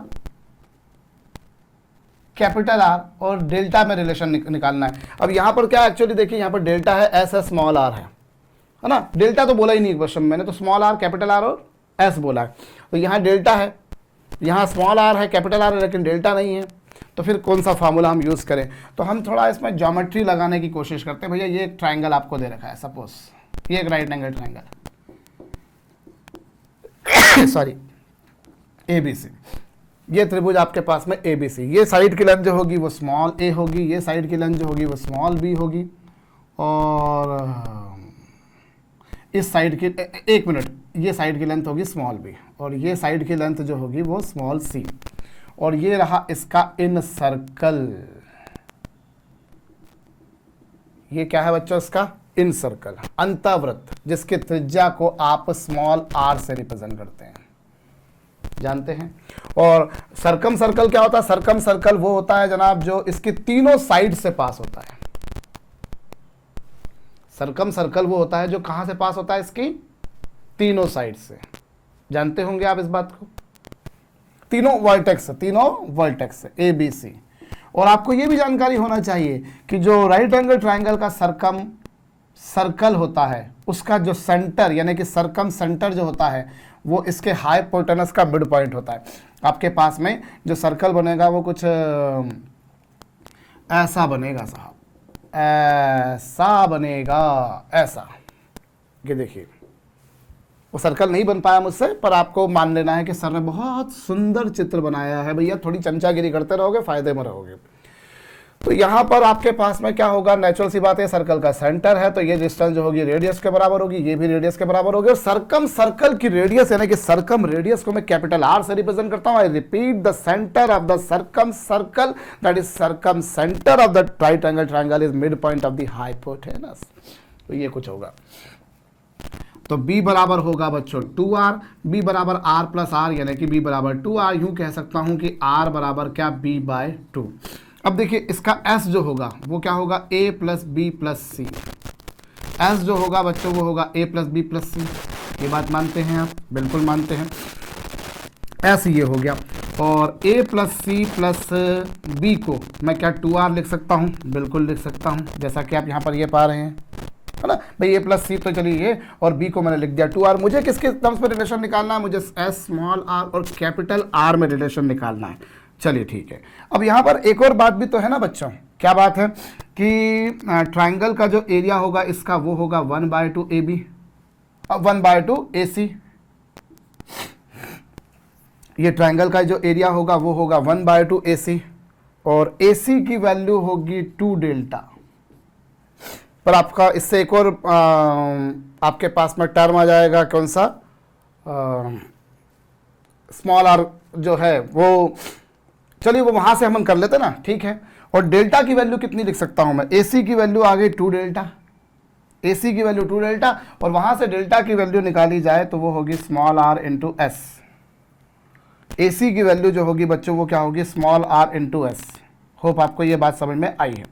भाई S A plus B plus C होगा, इसको मानते हैं आप, बिल्कुल मानते हैं। A प्लस C और B को मैंने लिख दिया 2R। ट्राइंगल का एरिया होता है 1/2 परपेंडिकुलर इंटू बेस, तो ये आ चुका। तो AC की वैल्यू आ गई 2 डेल्टा, और डेल्टा की वैल्यू वहां पर स्मॉल r s, ठीक है। तो ये A इंटू C आया, पर मसला ये फंस रहा है कि मुझे तो A प्लस C चाहिए, तो मेरा काम हो जाएगा। क्या किया जाए, मशक्कत हमें करना पड़ेगी भैया। देखिए हम जब प्रॉब्लम सॉल्व कर रहे होते हैं तो हमें नहीं पता होता कि हमारा जो अप्रोच है वो सही जा रहा है या नहीं जा रहा भाई। हम क्योंकि हम थोड़ी ना घर से रट कर बैठ के जाते हैं, और फिर वही बात है कि अगर एग्जाम में हमारा करा हुआ क्वेश्चन आ जाए तो शायद हो सकता है कि हम बिल्कुल सही स्टेप्स चुन लें, है ना। अदरवाइज वहाँ पर भी हो सकता है कि हम शुरुआत में कुछ गलत मेथड अपना लें। तो B की वैल्यू 2R थी और R की वैल्यू B/2 थी, तो उससे तो चलिए ठीक है, ये तो सही आ गया हमारे पास में। अब फाइल कहाँ उलझ रही है, AC बराबर 2 डेल्टा और डेल्टा की value small r into S. अब यदि मेरे पास में A आ जाए, C आ जाए तो मेरा काम हो जाएगा, या फिर मेरे पास में क्या कोई और फार्मूला बनकर आ रहा है। भाई यहाँ एंगल B को चलिए 90 डिग्री करते हैं हम, तो स्मॉल r और कैपिटल R में अगर रिलेशन देखें तो ये होगा साइन A/2, साइन B की जगह तो आप B/2 की जगह आप लिख देंगे 90 डिग्री, तो 90 डिग्री तो वो हो जाएगा 45 डिग्री, और ये साइन C/2। ये कुछ आपके पास में पिक्चर बनकर आएगी। और चलिए ये स्मॉल r बराबर 4R, ये 1/√2 होगा, तो 1/√2 होगा तो ये हो जाएगा 2√2 हो जाएगा। ये क्यों, क्योंकि 45 डिग्री पर साइन की वैल्यू होती है 1/√2, तो कैंसिल करके देख लीजिए, और ये कैपिटल R और sine A/2 into sine C/2 आ गए, तो मेरा काम यहाँ पर भी नहीं हो पा रहा। हमें सभी तिकड़म लगाते रहना पड़ेगा ना, हमें सभी तरह के जो हमारे प्रयास हैं वो करते रहना पड़ेंगे। हम एक काम करते हैं, चलिए स्मॉल r बराबर ये लगा कर देखें s minus B into 10b/2, इससे करके देखते हैं कुछ नतीजा हासिल हो जाए। स्मॉल r शायद s माइनस बी, और ये क्या, ये 45 डिग्री, ये 45 डिग्री आ गया भाई। B की वैल्यू 45 डिग्री थी, तो यहां से स्मॉल r बराबर क्या आया, s माइनस बी, और B को आप क्या लिख सकते हैं बच्चों, B को लिख सकते हैं 2R, देखिए, और 1045 की वैल्यू कितनी 1, तो यहां से आपको क्या मिला 2R प्लस s बराबर कितना, 2R प्लस स्मॉल r बराबर कितना मिल गया, s। चेक कीजिए,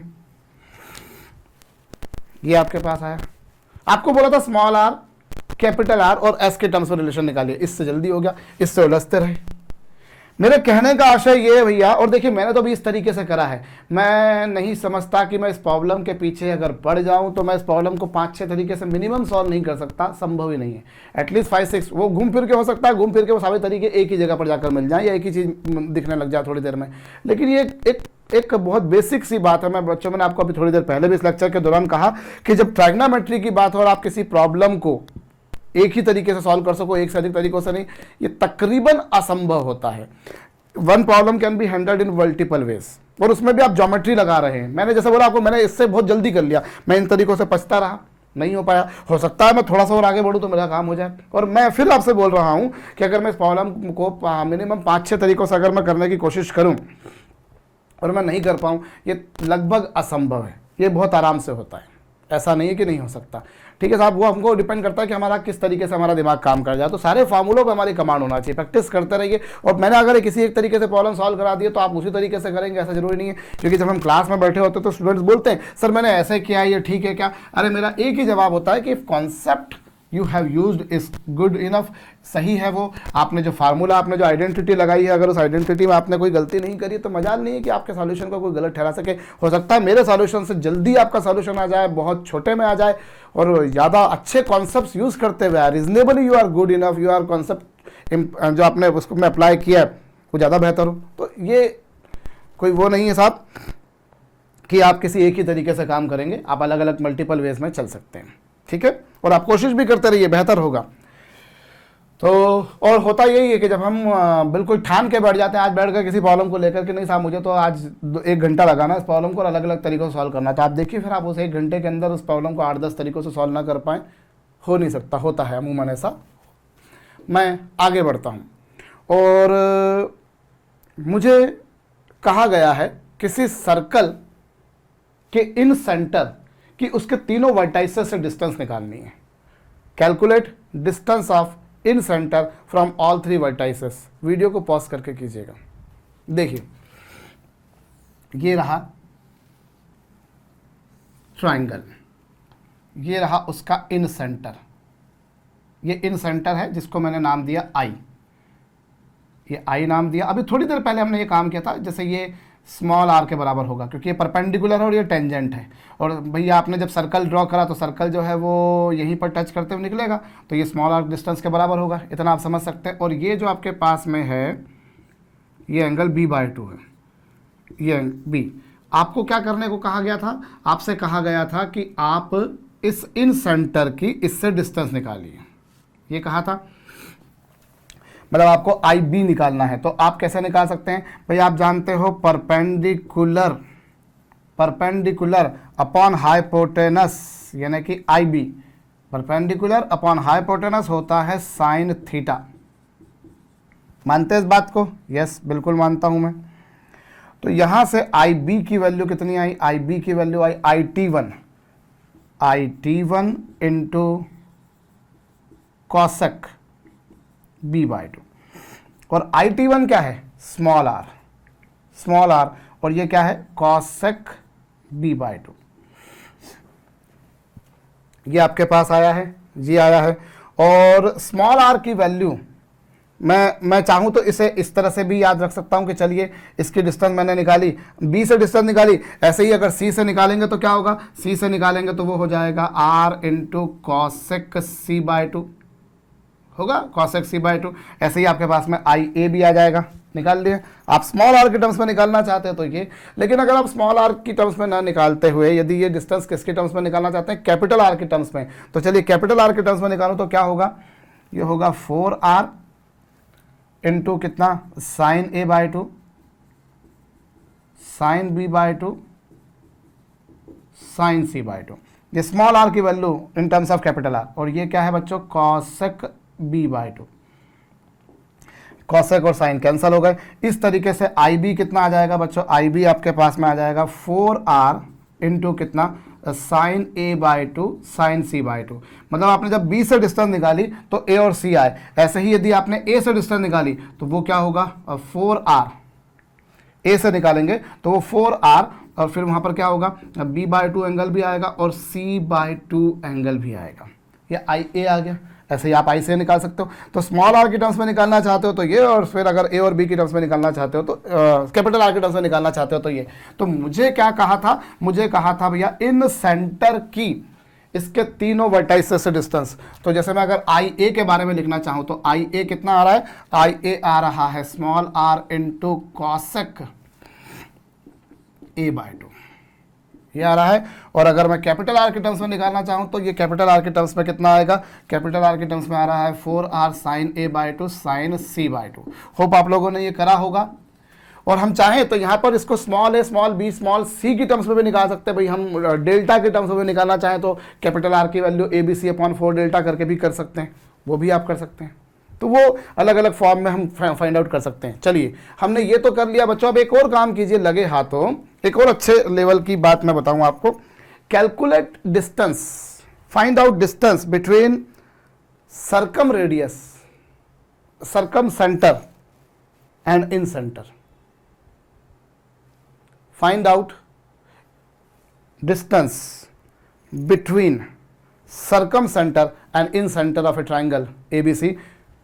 स्मॉल बी स्मॉल सी उसकी साइड्स लेंथ है, कैपिटल A कैपिटल B उसकी जो है वो एंगल्स हैं, और स्मॉल r उसकी इन रेडियस है, और कैपिटल R उसकी सर्कम रेडियस है। मैं आपके लिए, आपकी जानकारी के लिए आपको बता दूं, आपका आंसर कुछ ऐसा आना चाहिए, capital R square minus 2 times of small r into capital R, ये आना चाहिए। वीडियो को पॉज करके कीजिए। और मैं फिर बोल रहा हूँ आपसे, आप एक तरीके से नहीं, आप कई तरीकों से कर पाएंगे अगर आप वाकई में ठान कर बैठ जाएं तो।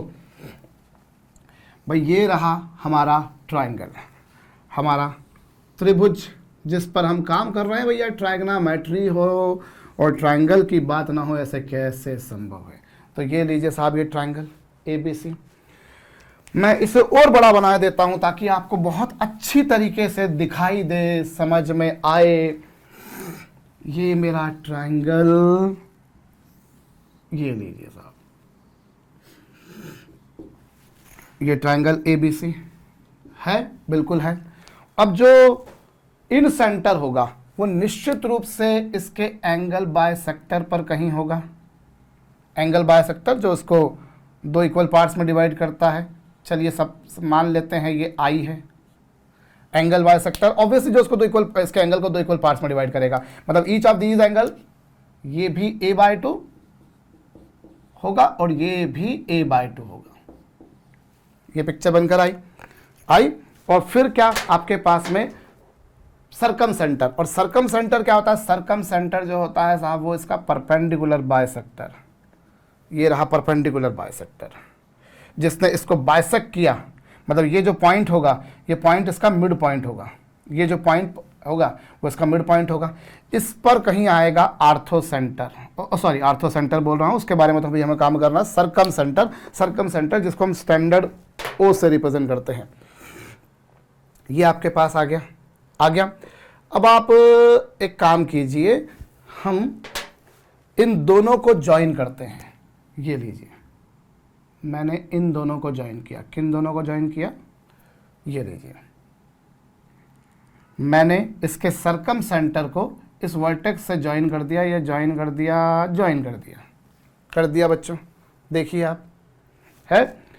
और अब आपको क्या करना है, आपको जब इन दोनों के बीच की डिस्टेंस निकालनी, you want to find out distance OI, आपको जब OI डिस्टेंस निकालनी है, OI डिस्टेंस जब आपको निकालनी है तो आप इतनी तो बात समझ लीजिए कि आपको इन दोनों के बीच में एंगल निकालना पड़ेगा। You want to find out angle between these two, इन दोनों के बीच में एंगल कितना होगा, तो वो निकालना है।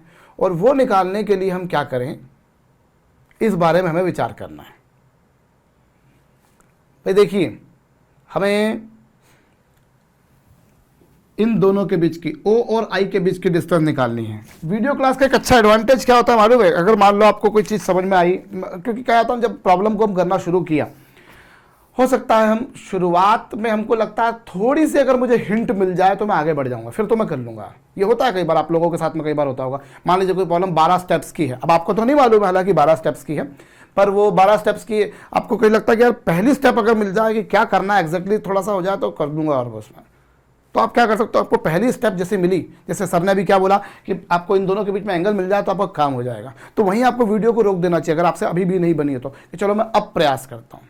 ये बात आप तय मान के चलिए। आप लेक्चर्स को 1 बार देखिए, 2 बार देखिए, 10 बार देखिए, 50 बार देखिए, 100 बार देखिए, आपका कोई भला नहीं होगा जब तक आप अपना दिमाग नहीं लगाओगे। ये तय बात है। आप जब दिमाग अपना लगाओगे तो फायदा होगा, ये तय बात है। आप मेरे लेक्चर से पढ़ रहे हैं, किसी और तरीके से पढ़ रहे हैं, दिमाग तो आपको आपका ही लगाना पड़ेगा, दिमाग आपकी जगह कोई और नहीं लगा सकता। ये फैक्ट है, ये एक सच है जिसे आपको स्वीकारना पड़ेगा।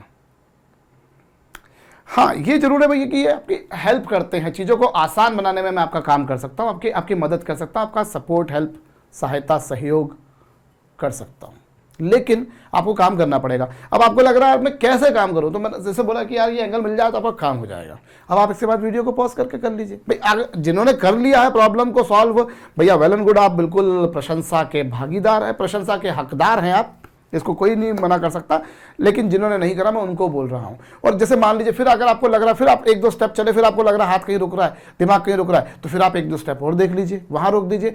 आप सेल्फ प्रैक्टिस करिए, बहुत मजा आएगा, आपको मजा आएगा बहुत अच्छी तरीके से। फिर आप देखिए ये वीडियो क्लास जो आपकी जो रेगुलर क्लास होती है उससे कहीं ज्यादा हेल्पफुल है।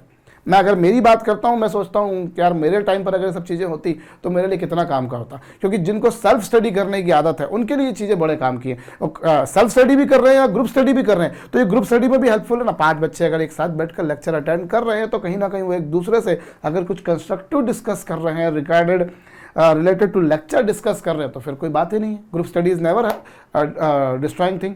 हाँ, अगर आप उस समय फिर कोई और बात करने बैठे हैं जो आपकी पढ़ाई से संबंध नहीं रखती है, तो फिर वो ग्रुप स्टडी नहीं कहलाएगी, वो ग्रुप टॉक हो जाएगा, सिंपल सी बात है। लेकिन अगर आप लेक्चर को अटेंड करते हुए अगर आप चीज़ों को क्योंकि हमारे कई बार हम जब घर पे काम कर रहे होते, जब हम पढ़ रहे होते, तो हमें लगता है काश कोई मेरी मदद करने के लिए यहाँ पर होता।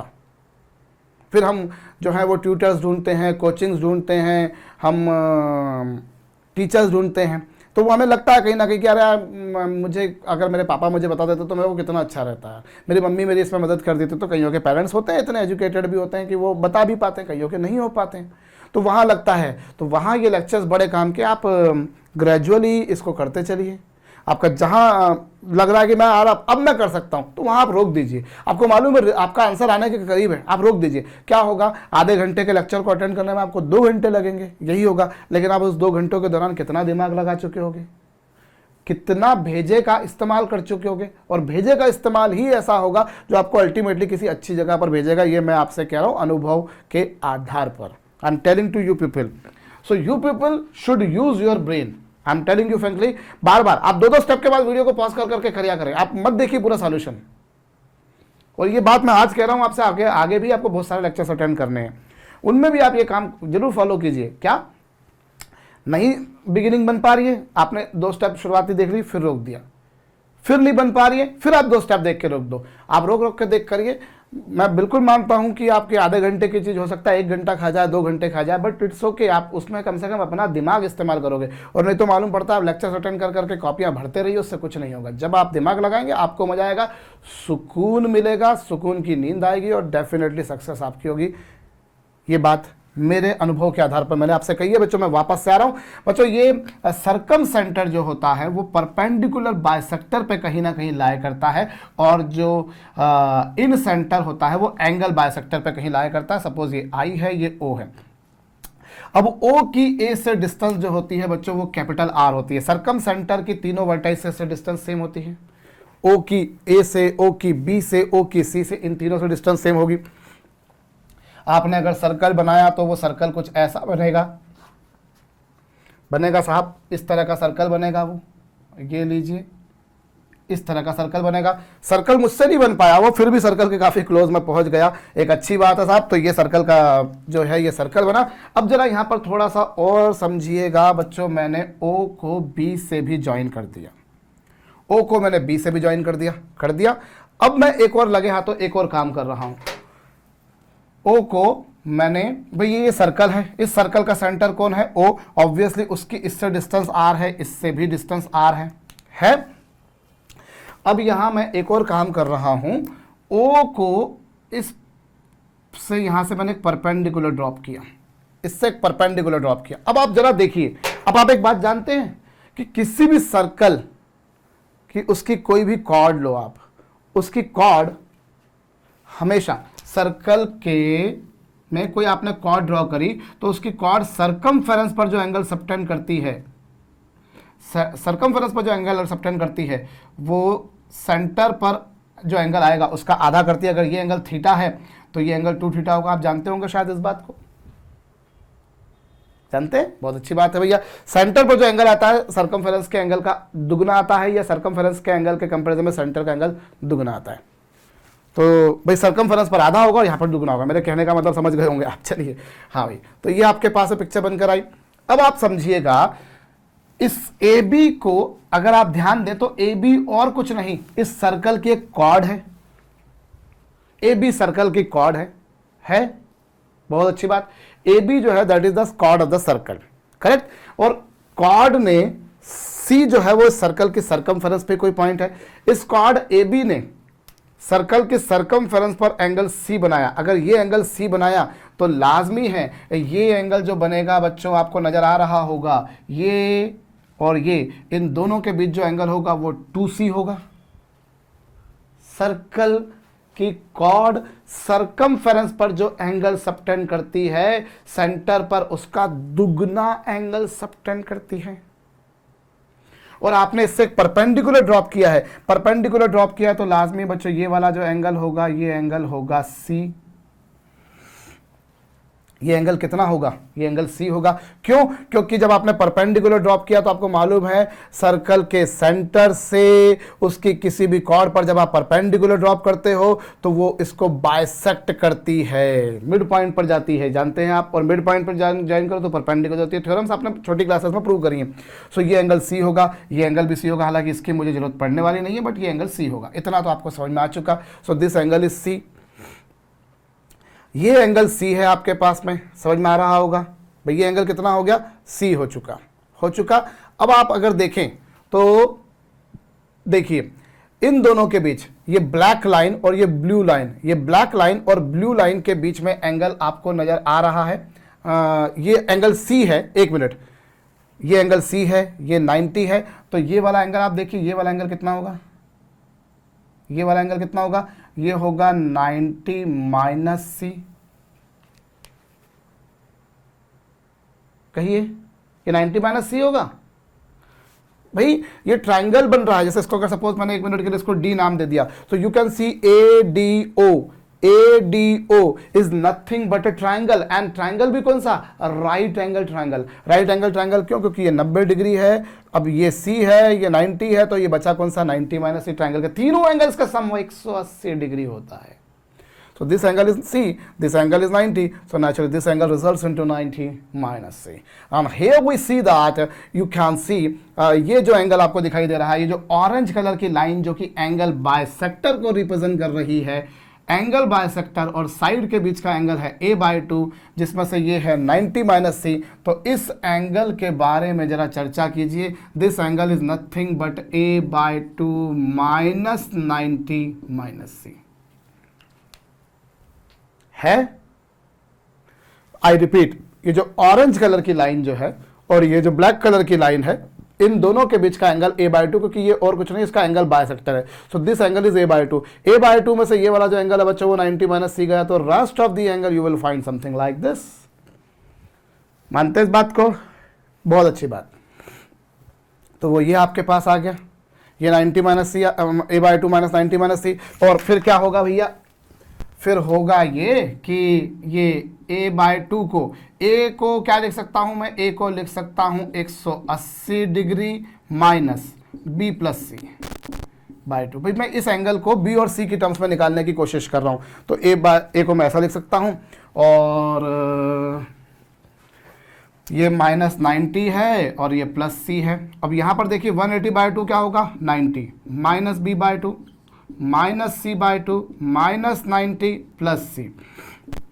प्लस 90 से माइनस 90 कैंसल, और C से C/2 चला जाएगा। C है प्लस का, ये माइनस का है, तो ये C/2 minus B/2। So this angle is nothing but C minus B/2।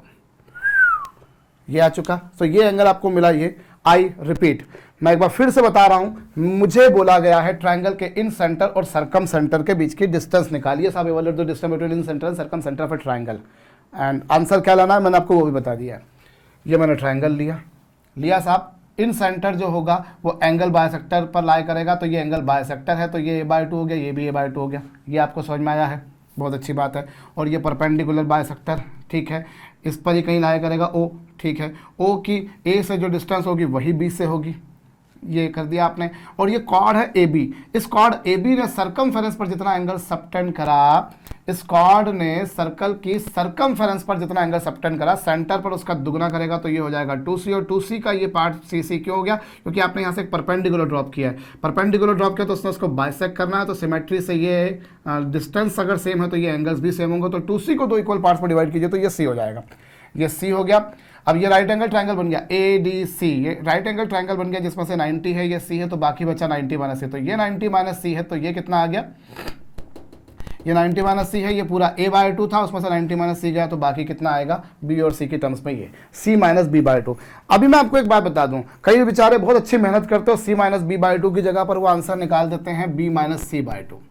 कुछ बच्चों को मैंने देखा है वो c माइनस b/2 की जगह b माइनस c/2 निकाल देते, बोले सर हमारा ये आया, तो सर आपका ये आया, फिर तो अलग हो गया सर, देखो आप बिल्कुल उसका नेगेटिव आ रहा है, भाई इसके आगे माइनस लगाइए ये आएगा, इसके आगे माइनस लगाइए आएगा। कोई बात नहीं भैया, अगर आपका c माइनस b/2 आया, b माइनस c/2 आया, कोई फर्क नहीं पड़ेगा। क्यों नहीं पड़ेगा, उसके पीछे कारण बताता हूँ मैं आपको। उसके पीछे कारण ये भैया कि मैंने इन सेंटर को इधर और सरकम सेंटर को इधर लिया, लेकिन अगर मान लीजिए आप ट्राइंगल ऐसा बना देते तो सरकम सेंटर कहीं यहाँ आता और इन सेंटर कहीं यहाँ आता। समझ पा रहे होंगे मेरे ख्याल से आप, सरकम सेंटर उस केस में कहीं यहाँ आता और ये आता। फिर आप अगर ये एंगल निकालते तो ये एंगल आपको जो मिलता ना, वो निश्चित रूप से आपको b माइनस c/2 ही मिलता। भाई आपको इन दोनों के बीच का एंगल निकालना था ना, मेरे ख्याल से आपको ये समझ में आ रहा होगा। सो this angle is nothing but b minus c/2।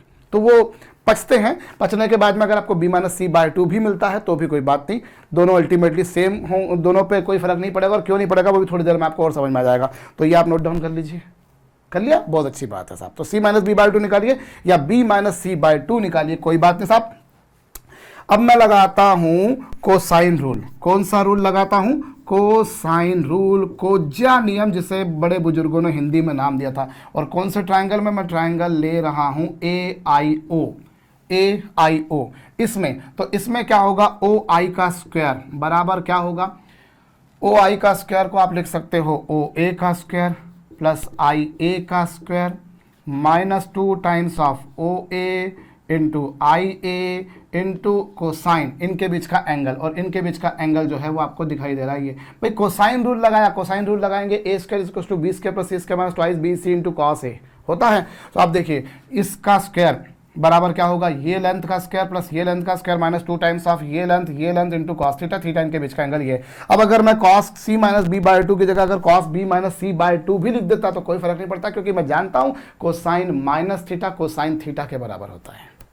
Cosine minus theta cosine theta के बराबर होता है, तो आप वो भी कर सकते हैं। तो ये लीजिए साहब। और OA के बारे में बात की जाए तो वो है R, देख सकते हैं आप। और IA के बारे में बात की जाए तो IA की value in terms of capital R ये आएगी।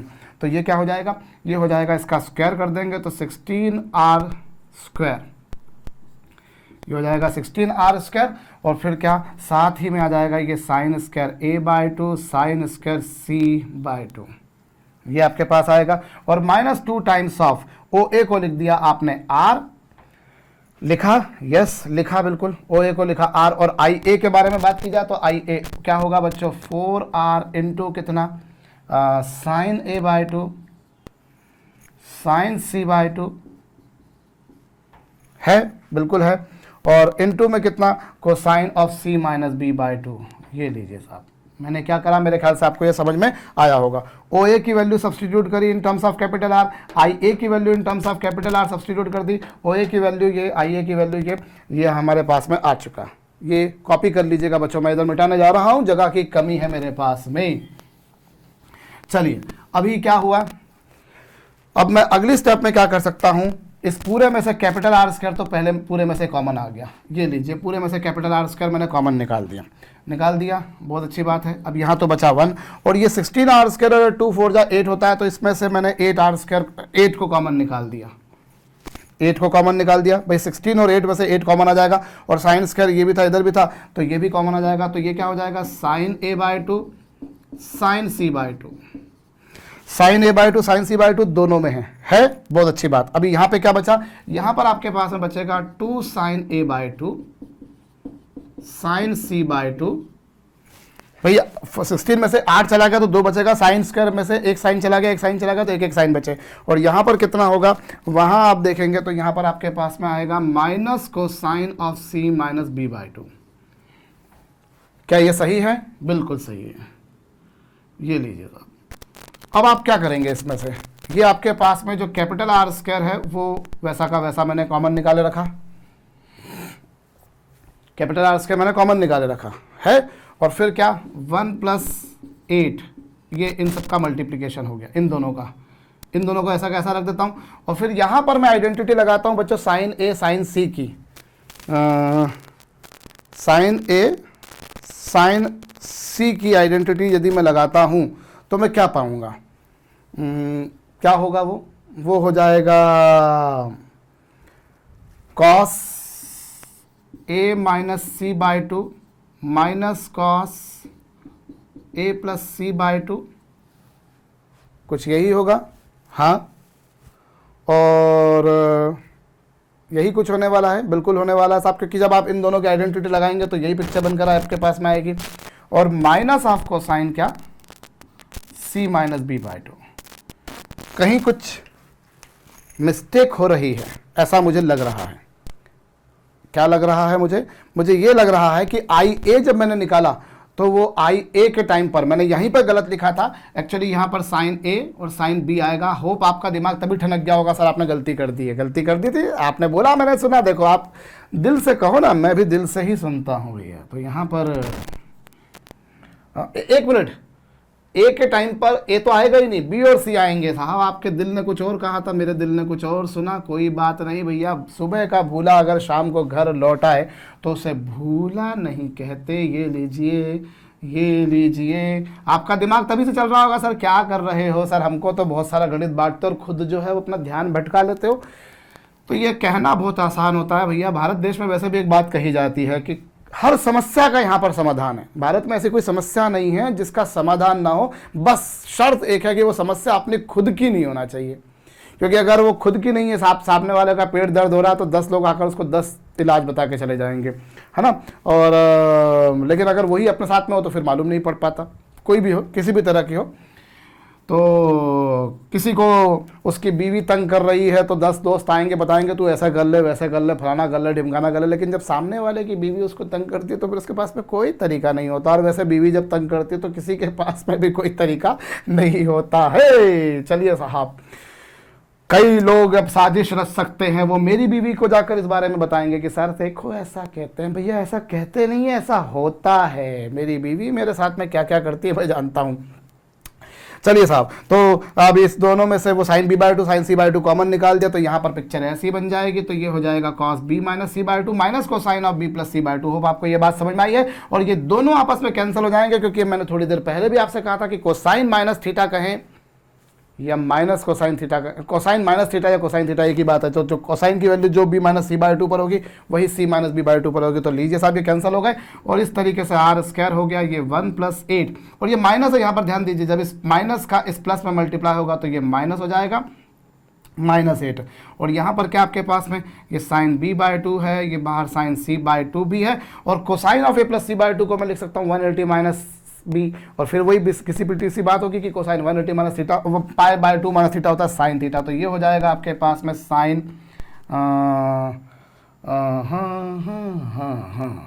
एक मिनट, यहाँ पर गलती करी ना मैंने, यहाँ पर b प्लस सी आएगा। जब आप इन दोनों की आइडेंटिटी लगाएंगे वो ट्रांसफॉर्मेशन फार्मूला, तो वो ये आएगा और ये हो जाएगा साइन a बाई टू। तो लीजिए साहब आपके पास में ये कुछ पिक्चर बनकर आ गई। ये हो गया आर स्क्वायर, ये हो गया आपके पास में आर स्क्वायर। बहुत अच्छी बात है साहब, ये माइनस साइन तो जो अपनी जगह पर है वो है। और ये 1 - 8। और इसे आप क्या लिख सकते हैं, ये जो आपके पास में आया, you can remember the distance between circum centre and in centre like this. आप इसे इस तरह से भी याद रख सकते हैं।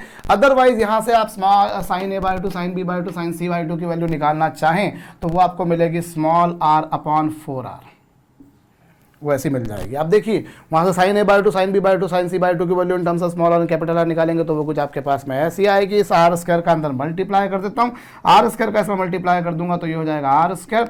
और यहाँ 4 से 8 जाएगा 2 टाइम्स तो बचेगा स्मॉल आर और कैपिटल आर। क्यों बचेगा ये? वो इसलिए बचेगा क्योंकि एक कैपिटल आर से एक कैपिटल आर कैंसिल हो जाएगा। फाइनली यही आएगा और यही आपके पास में डिस्टेंस है। और ये डिस्टेंस नहीं है, डिस्टेंस का स्क्वायर है, ये आई ओ का स्क्वायर है और हमें डिस्टेंस निकालनी है तो नेचुरल सी बात है इसका स्क्वायर रूट लेंगे। और मैंने आपसे थोड़ी देर पहले कहा भी था कि आपको यही रिजल्ट प्रूव करना है, तो नोट डाउन कर लीजिएगा।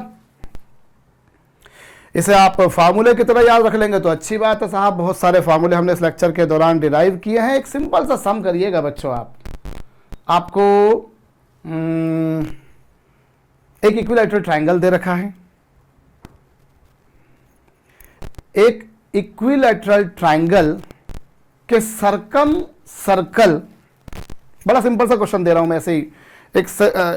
आप लिखिएगा area of circumcircle of an equilateral triangle is A square units. लिख लिया। एरिया ऑफ, क्या बोला मैंने, area of circumcircle of an equilateral triangle is A square units. A square is drawn, a square of maximum area, a square of maximum area is drawn inside that circle, inside that triangle। क्या करेंगे, एक minute, थोड़ा सा सोच रहा हूं मैं, वापस से क्वेश्चन को बोल रहा हूं मैं, काट के लिखिएगा। Area of circum circle of an equilateral triangle is a square units. A square of maximum area is drawn in circle of that equilateral triangle. Find area of that square. Video को pause करके कीजिए। कुछ भी नहीं दिया है मैंने, just एक ऐसी खिचड़ी पक गई दिमाग में, बोल दिया मैंने आपको प्रश्न। भाई आपसे कहा है एक सर्कल है, एक ट्रायंगल है, ये रहा एक ट्रायंगल। इस ट्रायंगल का एक सर्कम सर्कल आपको दे रखा है, और इस सर्कम सर्कल का एरिया आपको दे रखा है ए स्क्वायर यूनिट्स दे रखा है। और आपसे बोला है इस ट्रायंगल के इन सर्कल में, मैंने एक स्क्वायर बनाया। क्या बनाया, एक स्क्वायर, मैक्सिमम एरिया का स्क्वायर बनाया। उस स्क्वायर का एरिया मुझे निकालना है। ऑब्वियसली वो देखने में आपको एक स्क्वायर नजर नहीं आ रहा, क्योंकि वो एक रेक्टेंगल है, और वो इसलिए क्योंकि वो जो ओरिजिनल बनाया वो भी कोई सर्कल तो नहीं था। चलिए कोई बात नहीं, तो हमें इस स्क्वायर का एरिया निकालना है। अगर आपने नहीं किया हो वीडियो को पॉज करके तो भैया कीजिएगा। हम अभी थोड़ी देर पहले देख चुके थे कि अगर इस सर्कम सर्कल की रेडियस कैपिटल आर है तो इन सर्कल की रेडियस स्मॉल आर होगी। अब आपने यूं कहूं कि एक सर्कल लिया है जिसकी रेडियस स्मॉल आर है, और उसके अंदर आपने एक स्क्वायर बनाया है, और एक ऐसा स्क्वायर जिसका एरिया क्या है बच्चों, मैक्सिमम। तो इसका एरिया मैक्सिमम कब होगा, इसका एरिया मैक्सिमम तब होगा जब नेचुरल सी बात है बच्चों इसकी साइड लेंथ मैक्सिमम हो। क्योंकि आप स्क्वायर को कि साइड लेंथ जितनी ज़्यादा बड़ी करते जाओगे, स्क्वायर की साइड लेंथ आप जितनी बड़ी करते जाओगे, आपको एरिया उतना ज़्यादा मिलता जाएगा। इतना तो आप समझ सकते हैं। और जिस तरह से आप उसकी साइड लेंथ बढ़ाएंगे उसी तरह से उसका डायगोनल की लेंथ भी बढ़ेगी। तो area of the square will be maximum when it's side length is maximum, and side length will be maximum when its diagonal length is maximum. तो डायगोनल की मैक्सिमम से मैक्सिमम लेंथ क्या हो सकती है, डायगोनल की मैक्सिमम से maximum length जो हो सकती है बच्चों, वो हो सकती है 2r। वो कितनी हो सकती है, 2r हो सकती है। आप देखिए भाई वो डायगोनली अपोजिट, क्योंकि आप सर्कल में किन्हीं भी दो पॉइंट्स के बीच की मैक्सिमम से मैक्सिमम डिस्टेंस जो ला सकते हो वो ला सकते हो कितनी, 2r, diameter of the circle. भाई आप सर्कल में किन्हीं भी दो पॉइंट, जैसे इन दो पॉइंट्स के बीच के डिस्टेंस निकालो, इन दो पॉइंट्स के बीच के डिस्टेंस निकालो, इन दो पॉइंट्स के बीच के डिस्टेंस निकालो, इन दो पॉइंट्स के बीच के डिस्टेंस निकालो। If these two points are diametrically opposite to one another, in that condition the distance between these two points will be maximum. तो this distance should be equal to 2r। और ये जो 2r है बच्चों, ये small r जो है वो आपने देखा था थोड़ी देर पहले, वो r/2 था। तो यहाँ पर ये वैल्यू जो आएगी वो कैपिटल R आएगी, आ जाएगी। एनीवेज, अब मैं अगर साइड लेंथ को x मान लूँ तो आप जानते हैं बच्चों x स्क्वायर प्लस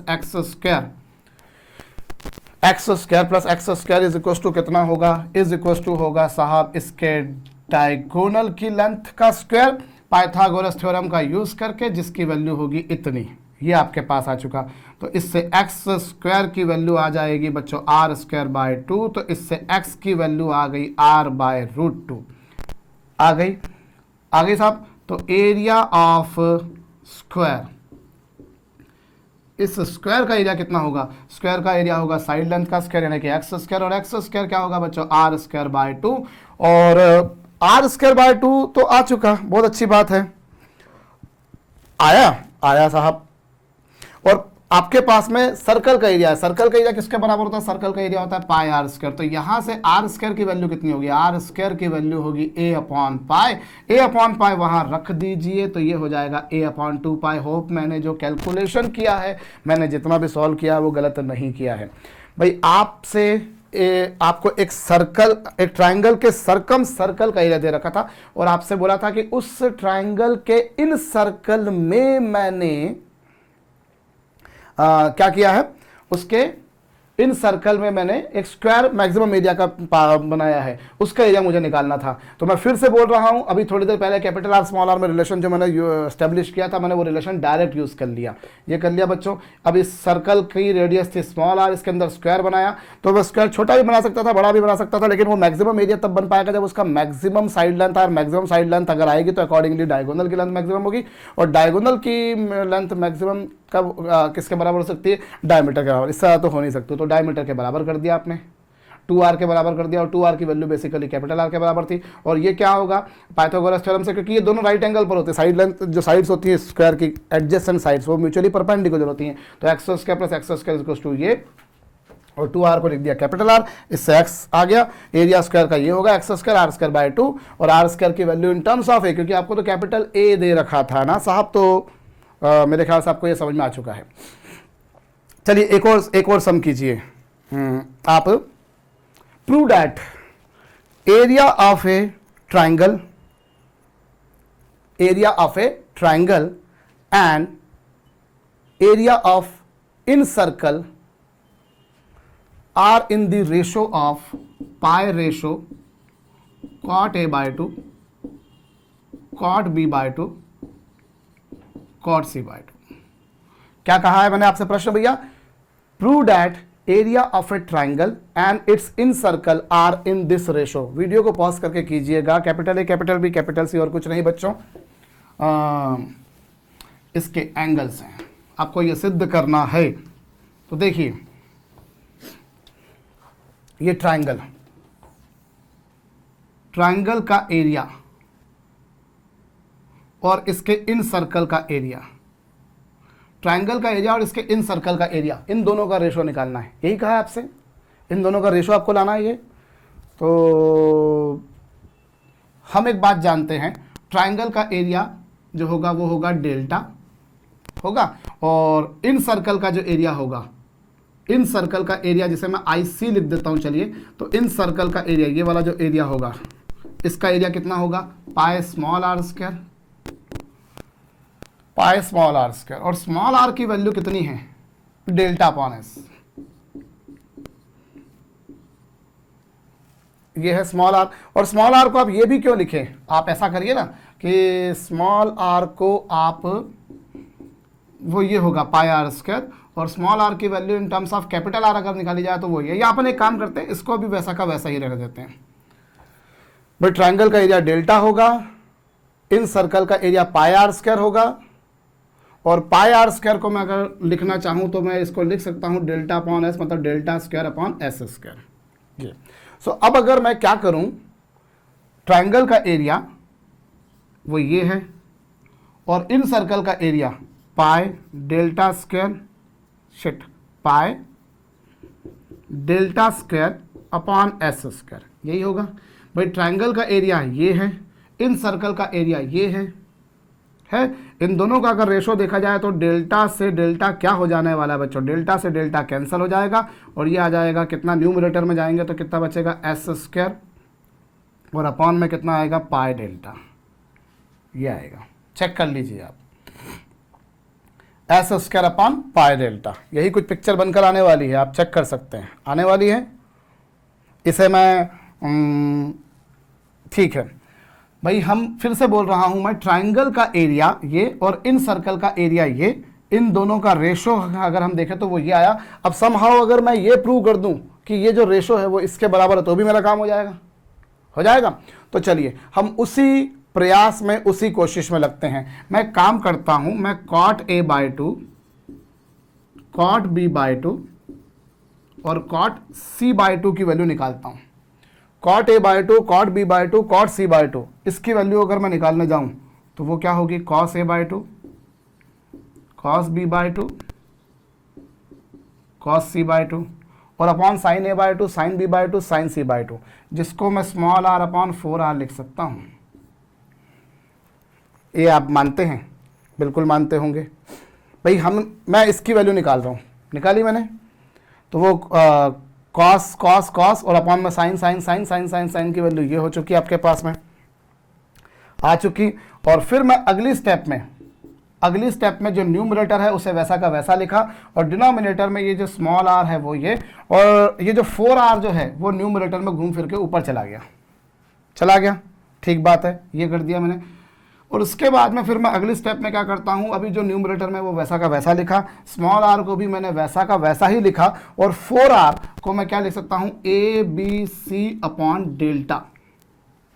क्यों? क्योंकि आप जानते हैं डेल्टा बराबर होता है A B C upon 4r।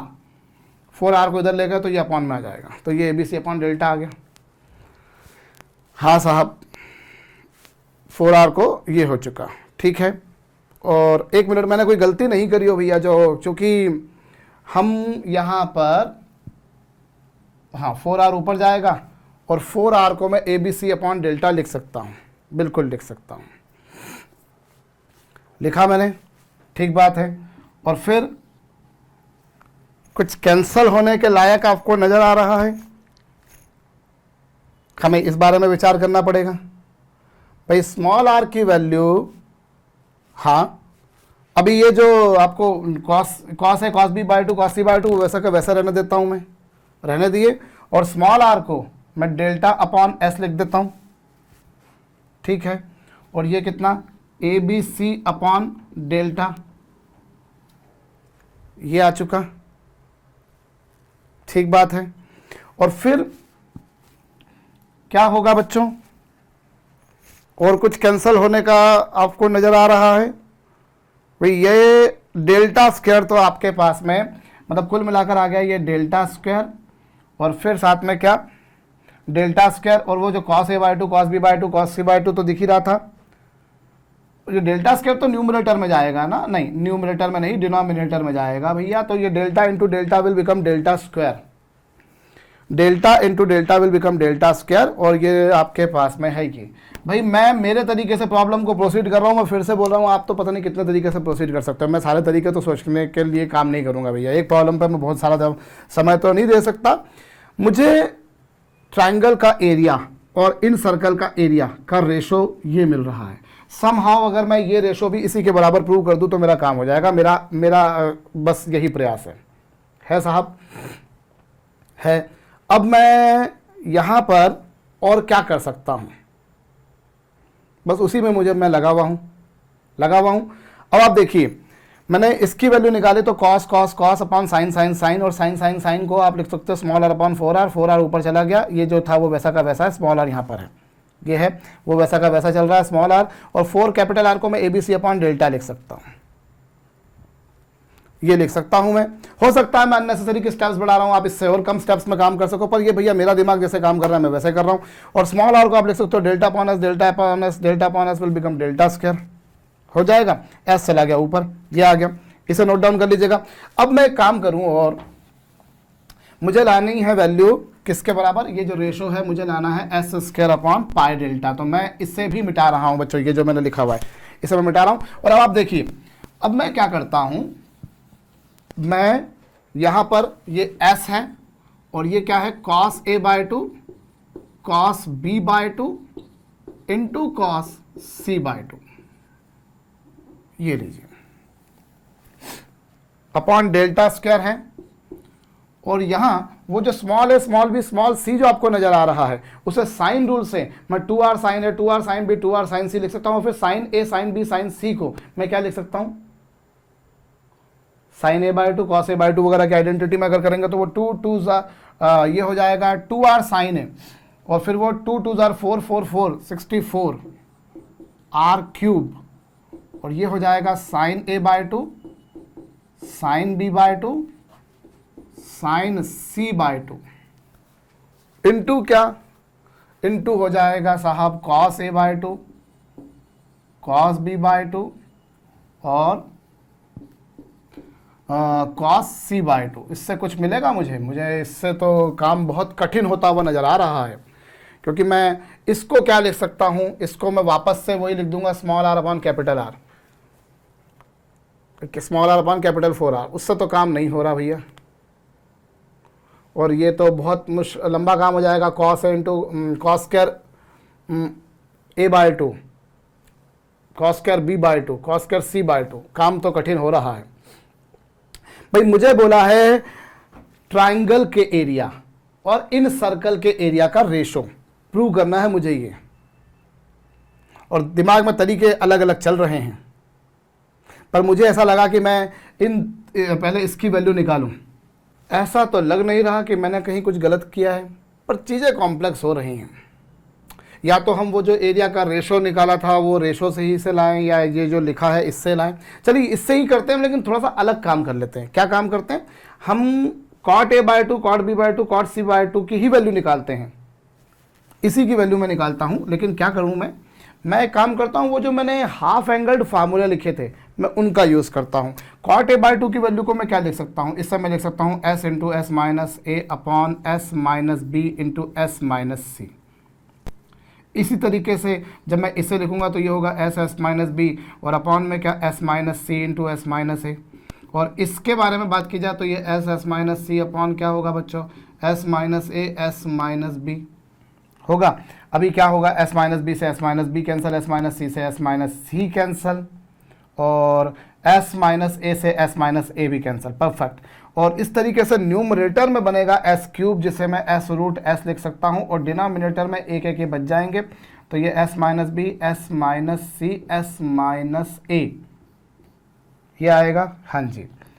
और एक काम कीजिए, अभी न्यूमरेटर डिनोमिनेटर दोनों में रूट एस का मल्टीप्लाई कर दीजिए। जब रूट एस का मल्टीप्लाई करेंगे तो ये हो जाएगा एस स्क्वायर। बहुत अच्छा है, एस स्क्वायर आ गया। और यहाँ पर भी जब रूट एस का मल्टीप्लाई करेंगे तो ये S minus A S minus B और एस माइनस सी तो पहले से था, मैंने रूट एस का मल्टीप्लाई कर दिया तो ये हो गया। और इस तरीके से ये क्या आ जाएगा, ये आ जाएगा एस स्क्वायर और अपॉन हीरोन्स फार्मूला से ये आ गया डेल्टा। तो ये आपके पास में cot A/2 cot B/2 cot C/2 आया।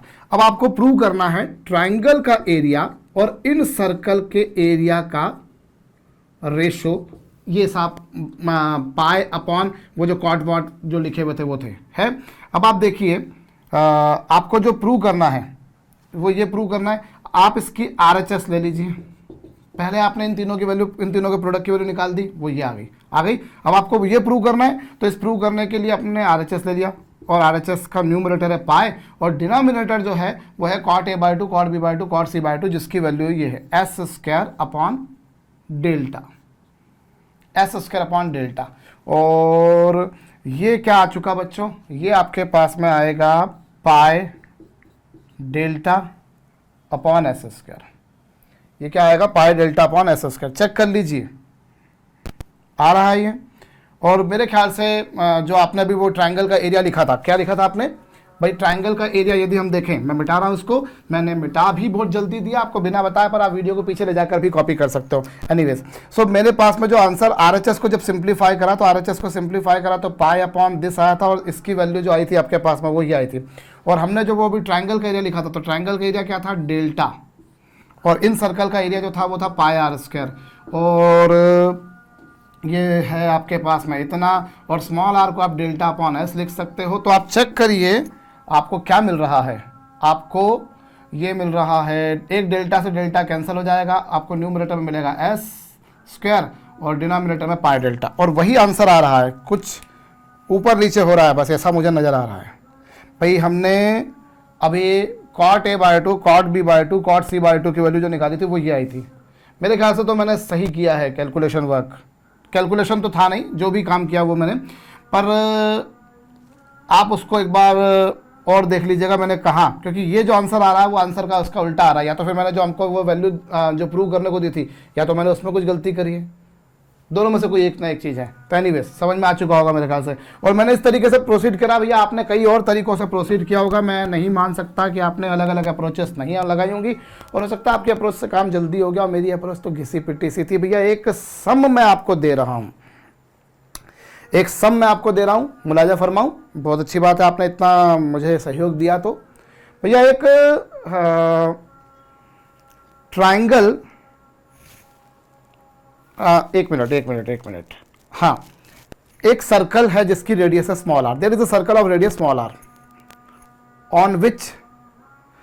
on which from three external points tangents are drawn so that those tangents make a triangle of side lengths 5R, 12R and 13R. respectively. I repeat, there is a circle of radius small r on which from 3 external points tangents are drawn such that those tangents make a triangle of side lengths 5r, 12r and 13r. लिख लिया. Find sum of squares of side lens. Hope आपको समझ में आ चुका है. Question को solve कीजिएगा भैया, प्रॉब्लम को हल कीजिएगा. मैंने से क्या कहा है, मैं एक बार फिर से बोल रहा हूं. There is a circle of radius small R on which from 3 external points tangents are drawn so that those tangents make a triangle of side length this this and this. आपको क्या करने को कहा है, आपसे ये कहा है कि एक मिनट मैंने थोड़ी सी गलती कर दी, वो तो कुछ बनेगा नहीं. Tangents are drawn from 3 external point so that those tangents make a triangle. और आपको मैंने बोला कि उस ट्रायंगल के साइड लेंथ के स्क्वायर का सम बताइए, तो कुछ लुच्चा क्वेश्चन हो गया, क्योंकि इन तीनों का स्क्वायर करोगे तो वो तो आप यूँ ही निकाल लोगे, कोई बड़ा काम नहीं था. अब एक काम कीजिए, यूँ लिखिएगा, if tangents are drawn from 3 external points so that those tangents make a triangle, ये लिख लिया आपने. And points of contact of those triangles, or the points of contact of those tangents on circle are P, Q and R. Find PQ square plus QR square plus RP square. और ये value बतानी है आपको in terms of small R. Video को pause करके कीजिएगा भैया, मेरे ख्याल से अब मैंने सही बोल दिया है. तो देखिए क्या बोला है, एक सर्कल है जनाब, इस पर मैंने 3 एक्सटर्नल पॉइंट से टेंजेंट्स ड्रॉ करी, 3 एक्सटर्नल पॉइंट से टेंजेंट ड्रॉ करी, तो वो टेंजेंट्स मिलकर एक ट्रायंगल बना रही है. अकल लगाइए, लेक्चर के बिल्कुल बिगिनिंग में मैंने कहा था आपसे, बिल्कुल बिगिनिंग में मैंने आपसे कहा था, आपको ध्यान हो कि एक इसका इन सर्कल बन जाएगा. मैं इन सर्कल का कॉन्सेप्ट ही वहाँ से उठा के लाया था, है ना साहब. तो इस पर मैंने 3 एक्सटर्नल पॉइंट से टेंजेंट ड्रॉ करी. चलिए, और ये जो जब मैंने टेंजेंट्स ड्रॉ करी तो उन टेंजेंट्स ने एक ट्रायंगल बनाया, और ट्रायंगल की साइड लेंथ आपको ये मिल रही है 5r, 12r, 13r. इसको देखकर आपको एक बात घंटी बज रही होगी, क्या, कि वो जो ट्रायंगल बन रहा है वो एक राइट एंगल ट्रायंगल है, क्योंकि इन दोनों के स्क्वायर का सम इसके स्क्वायर के बराबर है, मतलब that has to be a right angle triangle. बजी घंटी, यस. तो वो एक समकोण त्रिभुज है, एक ये इस तरह से, ये लीजिए, एक राइट एंगल ट्रायंगल आपको मिलेगा इस तरह का. ये राइट एंगल ट्रायंगल मिल गया आपको, जिसकी एक साइड लेंथ है 13r, एक साइड लेंथ है 5r और दूसरी एक और साइड है 12r. ये रहा ट्रायंगल ए. चलिए इसको मैं जैसा नाम देता आता हूँ वैसे ही देता हूँ, ABC. ये इस तरीके से हुआ. ये इतनी अकल लग गई आपको, बहुत अच्छी बात है भाई. आपने इस सर्कल पर किन्हीं 3 एक्सटर्नल पॉइंट A, B और C से टेंजेंट ड्रॉ करी. B से मैंने इस पर टेंजेंट ड्रॉ करी, एक ऐसी ड्रॉ करी, A से एक ऐसी करी, एक ऐसी करी, और C से करी एक ऐसी, और इन तीनों ने मिलकर ट्रायंगल बना दिया. यही बोला है, मतलब ऑटोमेटिकली वो सर्कल उसका इन सर्कल हो गया. बहुत अच्छी बात है.